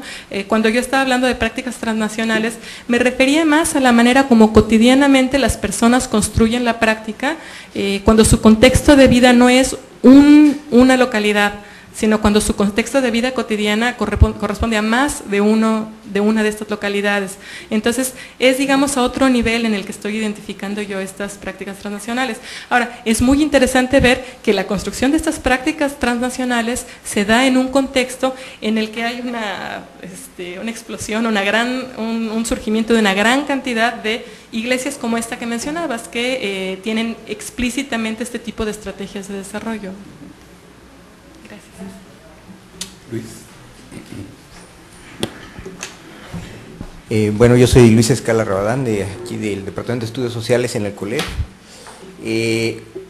Siguiendo con la pregunta que creo que habías comenzado a responder con respecto a los posibles cambios de la Iglesia Católica con respecto al fenómeno migración, una pregunta que me hacía al respecto. Creo que buena parte de tu presentación se centró en lo que hacen o dejan de hacer los migrantes, y pues ese es el centro de tu presentación. Sin embargo, si quisiéramos estirar la presentación al otro lado, la pregunta sería, ¿qué hacen o dejan de hacer, por ejemplo, las otras iglesias con respecto al fenómeno migrante? Sobre todo en términos de dos aspectos que creo que sería muy interesante conocer. Por un lado, el asunto doctrina, y por el otro lado, el asunto de prácticas institucionales. Yo sé que para esto ha sido un predicamento en más de una ocasión para varias iglesias, particularmente en Estados Unidos, con respecto a lo que es la figura del migrante. Aquí traigo nada más a colación lo que fue en los 80s el movimiento santuario, por ejemplo. Es decir, era un predicamento de qué hacer frente a ello. O los pronunciamientos de la Iglesia Católica o del mismo cardenal Mahony con respecto a bueno, ¿qué vamos a hacer o dejar de hacer como Iglesia Católica si se pasan medidas más de carácter anti-inmigrantes? Y esto es parte de un predicamento que yo supongo tiene resonancia no solamente en la Iglesia Católica, ¿no? Claro, sí. Sí, muchas gracias. Bueno, nuevamente aquí creo que es un inmenso tema, ¿no? Ciertamente tienes toda la razón en el sentido de que en este trabajo yo me centré básicamente en lo que los migrantes hacen, lo que los migrantes dicen, y no tanto es decir, la relación con la institución la estoy viendo básicamente a partir del lado del migrante. Y creo que efectivamente es un inmenso campo que convendría seguir explorando. En la cuestión de la Iglesia Católica, yo creo que también, repito, yo creo que es bien importante ver cómo al interior de esta misma institución hay una diversidad inmensa que va generando tensiones al interior de la propia institución que no siempre son transparentes, no siempre son evidentes, pero que de pronto van surgiendo en casos tan álgidos como algunos de los que tú mencionabas, ¿no? Respecto a las otras iglesias, yo creo que habría que distinguir, a lo mejor es una distinción un poco grosera, pero hay que distinguir por lo menos en dos líneas. Sí hay algunas iglesias que tienen programas específicos de atención a los migrantes, que se pueden llamar de muchas maneras diferentes, pero que sí consideran la figura del migrante dentro de, digamos, dentro de su agenda, ya sea que uno lo quiera ver en términos de estrategias de expansión o desde una perspectiva más relativa a la solidaridad social, pero sí hay muchas de esas iglesias que explícitamente discuten la cuestión de la migración. Ahora, hay otro grupo de iglesias, más que otro tipo de iglesias, en las cuales no necesariamente se trata este tema de manera explícita. Sin embargo, por la forma como están estructuradas, muchas veces van a cumplir estas mismas funciones. ¿A qué me refiero? Pienso, por ejemplo, en el caso de Testigos de Jehová, o de algunas de esas iglesias que forman comunidades muy sólidas, digamos, muy soldadas hacia el interior, en el cual los miembros de la comunidad tienen un papel muy activo en la resolución de las necesidades inmediatas apremiantes de los miembros de la misma comunidad, ¿no? Entonces, en ese sentido, efectivamente, formar parte de alguna de esta comunidad como migrante puede tener una relación muy directa, sí, con la resolución de un conjunto de necesidades apremiantes, pero la lógica que está detrás sí es muy diferente en un caso y en el otro, ¿no? Yo creo que mucho más que eso no podría decir, pero definitivamente creo que es un campo que se está estudiando, pero que habría que estudiarlo mucho más. Guillermo. Gracias. Guillermo Alonso, Departamento de Estudios Culturales del COLEF. Sí, Guillermo. Me gusta.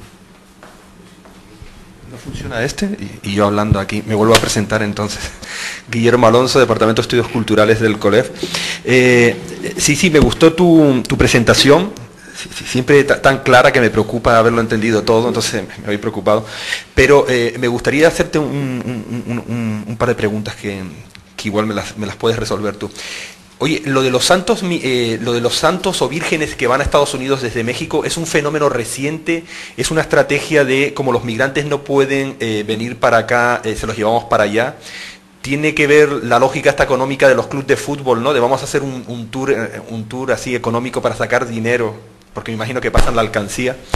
Entonces, luego, de hecho, esta lógica de llevar los santos para allá y atender las esperanzas de los migrantes, está en San Patrick, en la Catedral de San Patricio, en la Quinta Avenida de Nueva York, que pusieron a la Virgen de Guadalupe, y lo que me sorprendió a veces, y esto es otra pregunta, ¿no? Es como migrantes hispanos de origen sobre todo, no sé, Puerto Rico o República Dominicana, le oraban a la Virgen de Guadalupe que habían puesto en San Patricio, ¿no? O sea que también el migrante de repente se siente identificado, ¿no? con una nueva imagen que culturalmente de repente no estaba asociada, ¿no?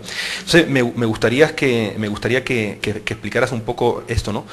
La migración también de santos, de imágenes o de vírgenes, y cómo a veces los migrantes, insisto, de otras culturas se ven identificados de repente con la Virgen de Guadalupe, igual es porque les daban las misas en español, ¿no?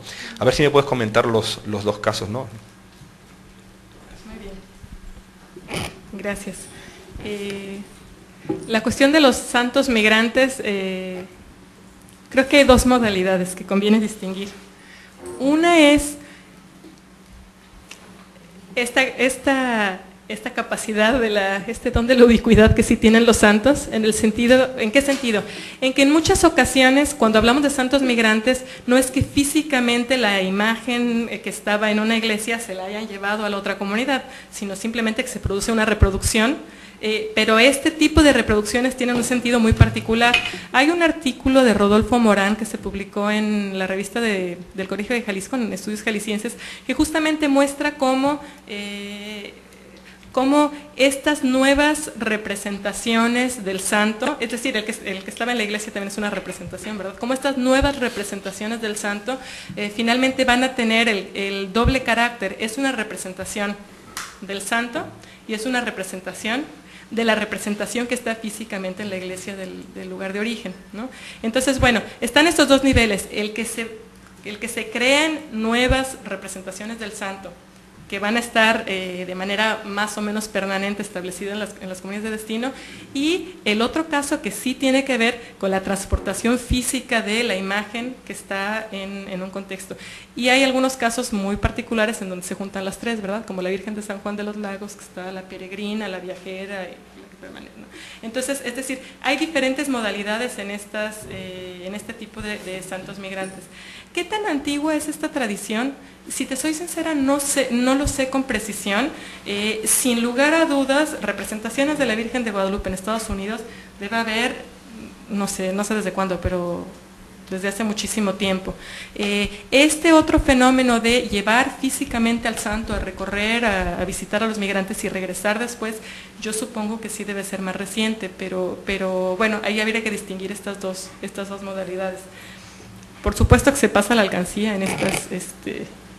en estos viajes, en estas peregrinaciones, pero también hay que destacar que, aunque no se pase la alcancía, la gente envía remesas para este tipo de, bueno, para las parroquias, para el santo, para las prácticas, para la celebración de las fiestas patronales, etcétera, ¿no?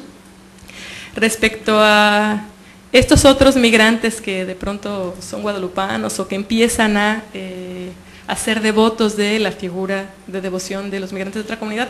Yo creo que este es un fenómeno que podemos encontrar en muchos niveles. Simplemente, por ejemplo, ¿por qué Juan Soldado logró tener la popularidad que tenía? Bueno, porque al llegar a la frontera, las personas que querían cruzar lo conocían, tenía fama de ser muy milagroso, y bueno, por supuesto, en una situación de peligro y de necesidad, ante una figura de reconocido prestigio en milagros tan específicos como el que necesitas, pues yo creo que es muy normal que gane devotos de esta manera, ¿no? Entonces, en ese sentido, yo me imagino que en el caso que tú mencionas, bueno, pues puede haber un conjunto de coincidencias en las necesidades cotidianas de los migrantes de diferentes orígenes, y bueno, pues si hay determinadas figuras que tienen digamos, este prestigio o este reconocimiento por parte de los demás migrantes, pues me parece bastante normal que vayan de alguna manera integrándose aquí también. Gracias.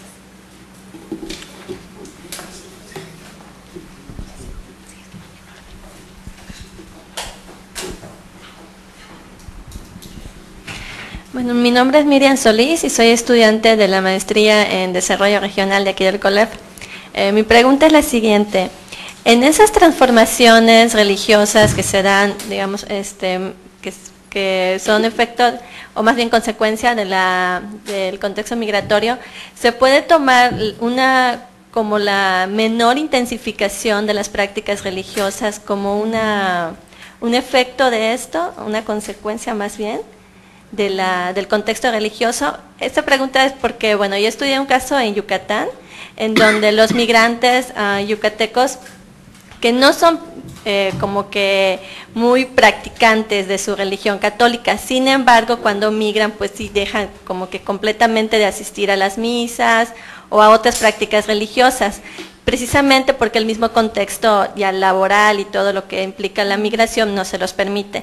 Entonces, una transformación de estas prácticas religiosas sería una menor intensificación de las mismas, si se podría traducir allí.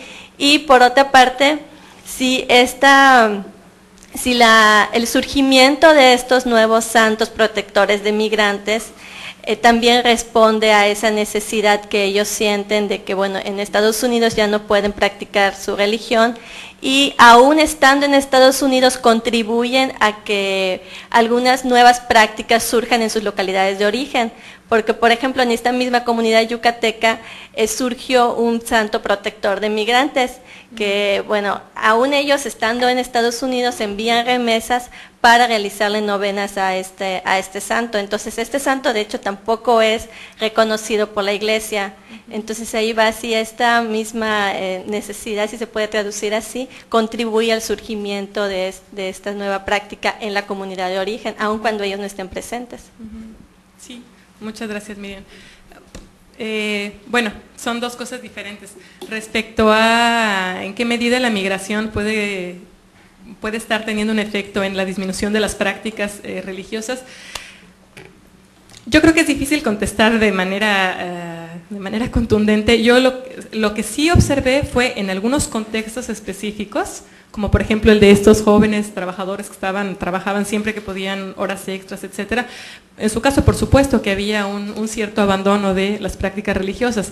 Habría que ver qué es lo que sucede cuando su situación concreta, cotidiana, cambia, ya sea porque regresan al pueblo, por ejemplo, o porque, bueno, con el paso de los años esta situación de precariedad va a ir cambiando, esperemos, progresivamente, ¿no? Yo creo que habría que verlo con cuidado, pero sobre todo yo creo que para contestar tu pregunta, importa mucho saber cuál es el contexto de origen, justamente, ¿no? Bueno, cuál es el contexto de origen y también cuál es el contexto de la migración misma. Me parece menos probable que se dé este proceso a través de redes migratorias sólidas, bien consolidadas, donde hay comunidades establecidas que reproducen todas estas prácticas, que residen en barrios donde hay iglesias, donde hay misas en español, etcétera, que en contextos como el de este otro muchacho que yo citaba en la exposición, que llega a un contexto donde hay muy pocos migrantes mexicanos, él es veracruzano, llega con unos cuantos veracruzanos de su pueblo, no conoce a mucha gente más allá, pues yo creo que sí, ahí en ese caso, bueno, es evidente que sí se va a ir, por lo menos momentáneamente, definitivamente sí se van a ir abandonando estas prácticas. Me parece interesante cómo lo relacionas con esta idea de la devoción a los santos, puesto que si bien en muchos casos tiene un carácter muy público, muy visible, muy de comunión en el sentido de reunir a la comunidad, también es cierto que tiene el otro carácter también de la devoción, digamos, más íntima, que se puede realizar, yo me encomiendo al santo en el lugar en el que esté, ¿verdad? No necesito ni parroquia, ni etcétera. Entonces yo creo que es interesante esta idea y bueno, yo creo que convendría explorarla más y estudiarla más, pero me parece que es una idea interesante. Gracias. Buenos días, mi nombre es Clemente Ramos. Me llamó la atención cuando estaban hablando del crecimiento de las iglesias. Me recuerda que aquí en Baja California y en muchas partes de México, todo el norte de México, la conquista no se llevó a cabo por la fuerza, sino fue por la religión, llevándoles regalitos a los indígenas, enseñándoles a cultivar, enseñándoles una mejor forma de vida o de cómo llegarse satisfactores. Y siendo tijuanense me doy cuenta de que la mayor parte de la gente que vive aquí en esta ciudad ha llegado en forma migratoria. La mayor parte de los tijuanenses son migrantes. Y veo que hay un boom de iglesias cristianas, porque la mayoría son cristianas. ¿Y cómo llegan? Llegan lo mismo, obsequiando, dando regalos a la gente pobre. Y se vuelve a repetir el mismo patrón de llevándoles satisfactores. Entonces yo creo que mucho de la transformación, que no conversión, como lo mencionaban, o metamorfosis religiosa tiene mucho que ver con un carácter pragmatismo, pragmático de obtener beneficios, y que tampoco choca con lo que dicen, que estar en Estados Unidos. Tiene una necesidad de creer en alguien, que alguien está ayudando a transformar su vida. No, el mexicano tenemos ese pragmatismo, no creemos que somos dueños de nuestro destino, sino que siempre hay alguien más que está dirigiendo y velando por nosotros. Y al no haber más, pues tienen que buscar a alguien con quien asimilarse. El hombre es gregario, el ser humano es gregario, es social y busca siempre encajar en algún grupo social. Y eso lleva a unirnos, a tratar de buscar los que son más iguales a nosotros. Y si no, pues tenemos que transformarnos para poder ser aceptados por el medio social donde nos desarrollamos. Mencionaban, por ejemplo, en el estado, de eso de que se van con los pueblos en el estado de Oaxaca, hay unas poblaciones de la Sierra Norte de Juárez, Sierra Norte de Oaxaca, se llama, también llamada Sierra Juárez, donde en la región de Albarradas hay municipios que son muy pequeñitos, donde no solamente se llevaron ya la iglesia, los santos de la iglesia, los originales se llevaron a Estados Unidos, sino en Estados Unidos nombran su presidente municipal, su cabildo y todo, allá sesionan en Estados Unidos y en la población de Oaxaca, que tienen ahí, nombran otro presidente que lo represente a los que están en Estados Unidos, y desde allá le mandan las instrucciones de lo que tienen que hacer con el pueblo, porque los pueblos están vacíos, nomás hay la mayoría de las poblaciones ancianos y niños. Y es pasmoso cuando uno llega y entra a esas poblaciones y ve que los únicos que están son ancianos. Hay unas escuelas de 6, 7 o 10 salones y nomás se utilizan 2 salones. No hay niños tampoco, todos se van a Estados Unidos. Y toda esa gente necesita creer en algo que los cuestione. Y el elemento más cuestionador es la religión. Por eso estos se llevan su santo, lo pasan de mojado a Estados Unidos, ya lo tienen. Y lo mismo pasa con la gente que llega a comunidades donde no hay, sus iguales tienen que buscar con quién convivir. Y la mejor manera de convivir una persona, vamos a decir una persona de bien, es la religión. Y ahí es donde se empiezan a dar estas transformaciones. Gracias. Muchas gracias. Empiezo por la primera parte. Creo que efectivamente es muy, muy interesante ver qué es lo que sucedió en la región norte de México, de lo que hoy es México, y efectivamente yo creo, vale mucho la pena ver en qué medida el campo religioso del norte, de ciudades como Tijuana, solamente se puede entender si consideramos cómo se dio este proceso de conquista, que probablemente nunca hubo tal, y de evangelización, que tal vez tampoco existió como tal, ¿no? Hay un estudiante del doctorado de aquí del COLEF, Ramiro Jaimes, que está haciendo un estudio acerca del neopentecostalismo en Tijuana, y justamente aborda en un primer capítulo cómo se da este proceso de conformación del campo religioso en el norte de México, que es completamente diferente de lo que sucedió en el resto del país. A veces hablamos de manera conjunta, ¿verdad?, lo que sucedió en México, pero en realidad ciertamente estamos hablando de casos muy diferentes, ¿no? Y más cuando hablamos de ciudades fronterizas como Tijuana o como Ciudad Juárez, en donde la relación con lo que sucede del otro lado de la frontera siempre estuvo presente, y donde efectivamente el crecimiento ha tenido mucho que ver con flujos migratorios de migración interna, ¿no? Entonces yo creo que sí es efectivamente muy interesante ver en términos de cambio religioso qué es lo que está sucediendo en contextos como estos. Yo creo que conviene mucho seguir haciendo este tipo de análisis. Y en ese sentido, ¿cómo se establecen las iglesias cristianas en contextos como Tijuana? Bueno, en realidad son muy antiguas este tipo de iglesias. Si bien es cierto que el crecimiento que han tenido recientemente, y el neopentecostalismo en particular, la manera como ha crecido recientemente, sí es algo excepcional, a diferencia de lo que sucede en muchas otras regiones de México, este otro tipo de denominaciones siempre estuvieron presentes aquí. Entonces son campos religiosos en donde habría que reflexionar acerca de si efectivamente existía una hegemonía católica como tal. Pero bueno, esto también nuevamente es como otro amplio tema de discusión que habría que abordar desde una perspectiva, definitivamente desde una perspectiva histórica, ¿no? Ver cómo se fue dando la conformación de este campo religioso. Y bueno, el caso del municipio de Oaxaca que menciona, justamente creo que es muy interesante, y más interesante cuando vemos que a mayor o menor escala, con más o menos intensidad, es una figura de caso, es un tipo de situación que encontramos en muchos contextos, ¿no? Gracias.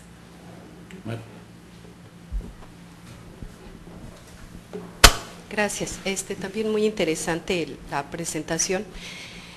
Yo tengo la impresión que son muchas presentaciones en una, porque al principio nos hablabas que, bueno, cómo había evolucionado esto, ¿no? Pero bueno, yo quería decir 3 cosas. La primera, las estadísticas que nos muestras de los censos de 60, 70, etcétera, 2000. Yo me preguntaba qué tanto esos cambios que se ven ahí reflejan más bien el cambio en la estructura de las preguntas, ¿no?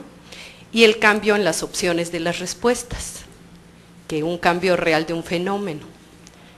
La segunda cosa respecto a estas estadísticas, ¿qué tanto esas estadísticas nos muestran una modificación del proceso a nivel nacional?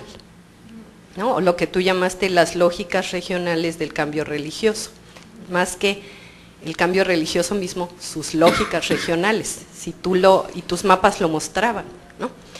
Y yendo a los mapas y tratando de vincular estos datos, tú muestras en los mapas que es precisamente la región centro, Guanajuato, Jalisco, Michoacán, o la cuna del movimiento cristero, o como le quieras llamar, donde se da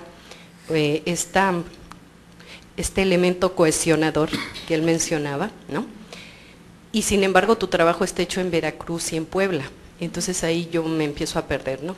Y luego Chulavista, pues es más Tijuana que una entidad de destino de migrantes, ¿no? Yo creo que si uno hace un análisis de las familias que viven en Tijuana y Chulavista, pues va a encontrar que son las mismas. ¿Y qué tan migrantes son estas familias asociando a ese centro de Guanajuato, Jalisco y Michoacán? Habría que ver de dónde son estas familias de Chulavista, ¿no? Yo creo que muchas son del DF y otras muchas de Tijuana y de las regiones que Tijuana recibe, como Sinaloa, Sonora, etcétera, ¿no? Entonces empiezan a hacer, te digo, múltiples presentaciones en una, en donde ya no entiendo muy bien. La otra cosa que te quería decir es que tanto la noción de mundo de vida o de espacio de vida cotidiana es mucho más conceptualmente, mucho más apropiada que la de cambio religioso. No lo sé, porque yo creo que la migración afecta mucho más allá que el cambio religioso, y tú lo mencionabas, ¿no? Pero suena muy interesante esto que tanto Tim como el señor Clemente te señalaban acerca de cómo lo religioso deja de tener su aspecto espiritual y empieza a tener un aspecto pragmático, lo que yo puedo encontrar a través de una afiliación formal religiosa distinta, que no una práctica religiosa, como práctica espiritual.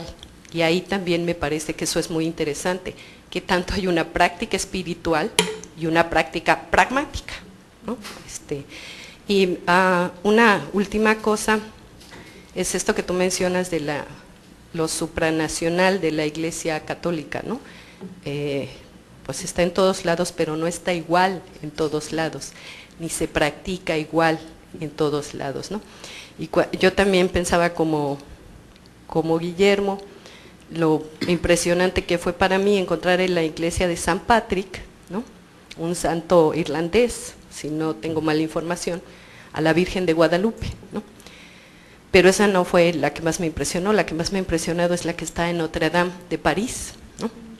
Y yo no tuve educación religiosa por razones de mis padres, y sin embargo, cuando estuve en Notre Dame de París y vi a la Virgen, y las veces que he estado, que no son muchas, le prendo su veladora, ¿no?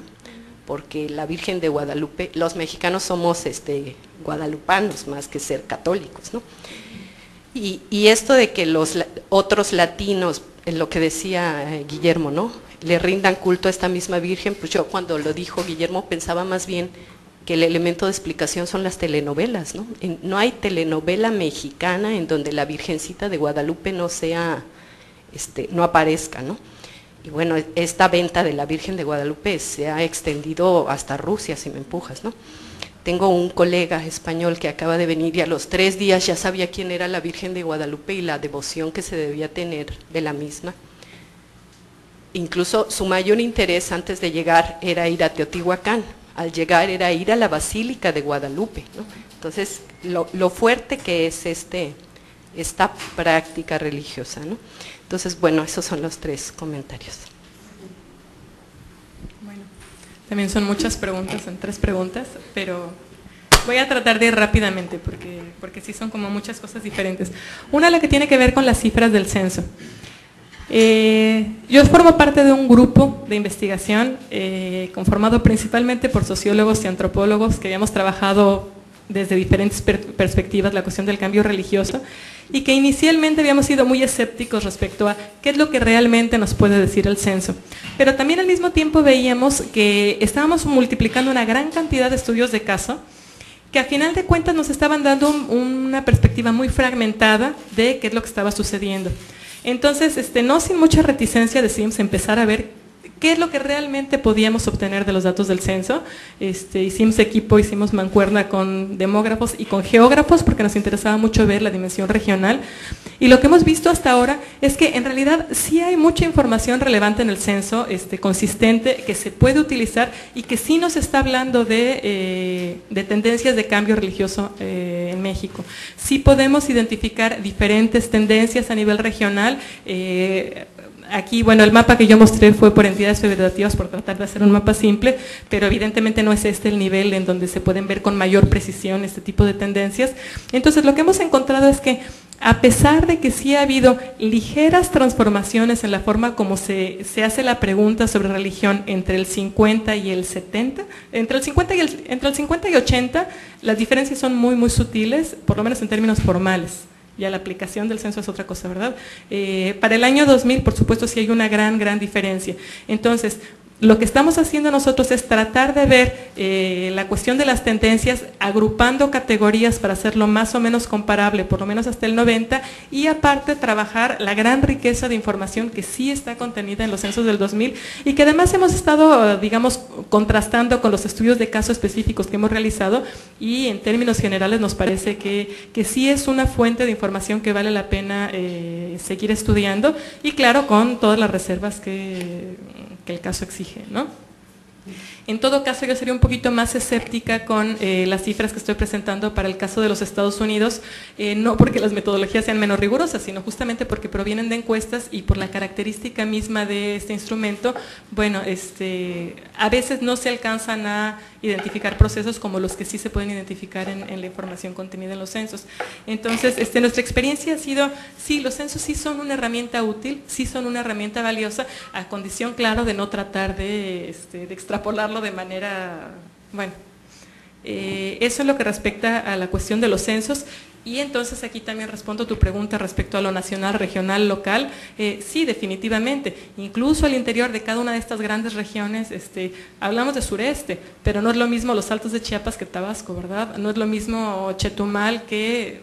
Entonces, nuevamente aquí, por supuesto, hay que ver, hay que ir bajando, hay que ir viendo los diferentes niveles, pero en cada uno de estos niveles yo creo que hay cosas interesantes que se pueden encontrar y que se pueden seguir analizando. La relación entre mundo de vida y cambio religioso, yo creo que son conceptos completamente diferentes. A mí me interesa el concepto de mundo de vida, de alguna manera lo estoy aplicando en lo que estoy haciendo, pero no tiene que ver con la cuestión de no es lo mismo que la idea de cambio religioso que estoy proponiendo, y si bien están asociados, definitivamente sí necesito otra categoría, otra herramienta conceptual para ver qué es lo que está sucediendo concretamente con lo que respecta a la dimensión religiosa dentro de este mundo de vida. Entonces yo creo que no son categorías que se peleen, pero sí son categorías diferentes y que conviene mantener de manera distinguirlas, ¿no? ¿Por qué Puebla y por qué Veracruz? Ok, bueno, esto lo hice principalmente porque la gran mayoría de los trabajos que existen sobre migración y religión se hicieron en esta región tradicional de migración. Entonces me parecía un poco ocioso yo volver a estas mismas comunidades que son las que se han estudiado más, yo creo que en todos los aspectos. Y en cambio, yo podía observar justamente que regiones como Puebla o como Veracruz ya tenían, sobre todo en el caso de Puebla, ya tenían índices de intensidad migratoria muy importantes y además estaban presentando procesos de cambio religioso que también resultaban interesantes. En el caso de Veracruz me interesó justamente por tratar de ver qué es lo que estaba sucediendo en comunidades de, entre comillas, nueva migración y también en un contexto en donde era menos evidente adivinar cuál iba a ser la relación que los individuos iban a establecer con la institución religiosa una vez que salieran, justamente porque no existen este tipo de relaciones que podemos encontrar en la cuna de los cristeros, ¿no? Entonces, precisamente porque no están en esta región fue porque me pareció que era interesante analizarlas.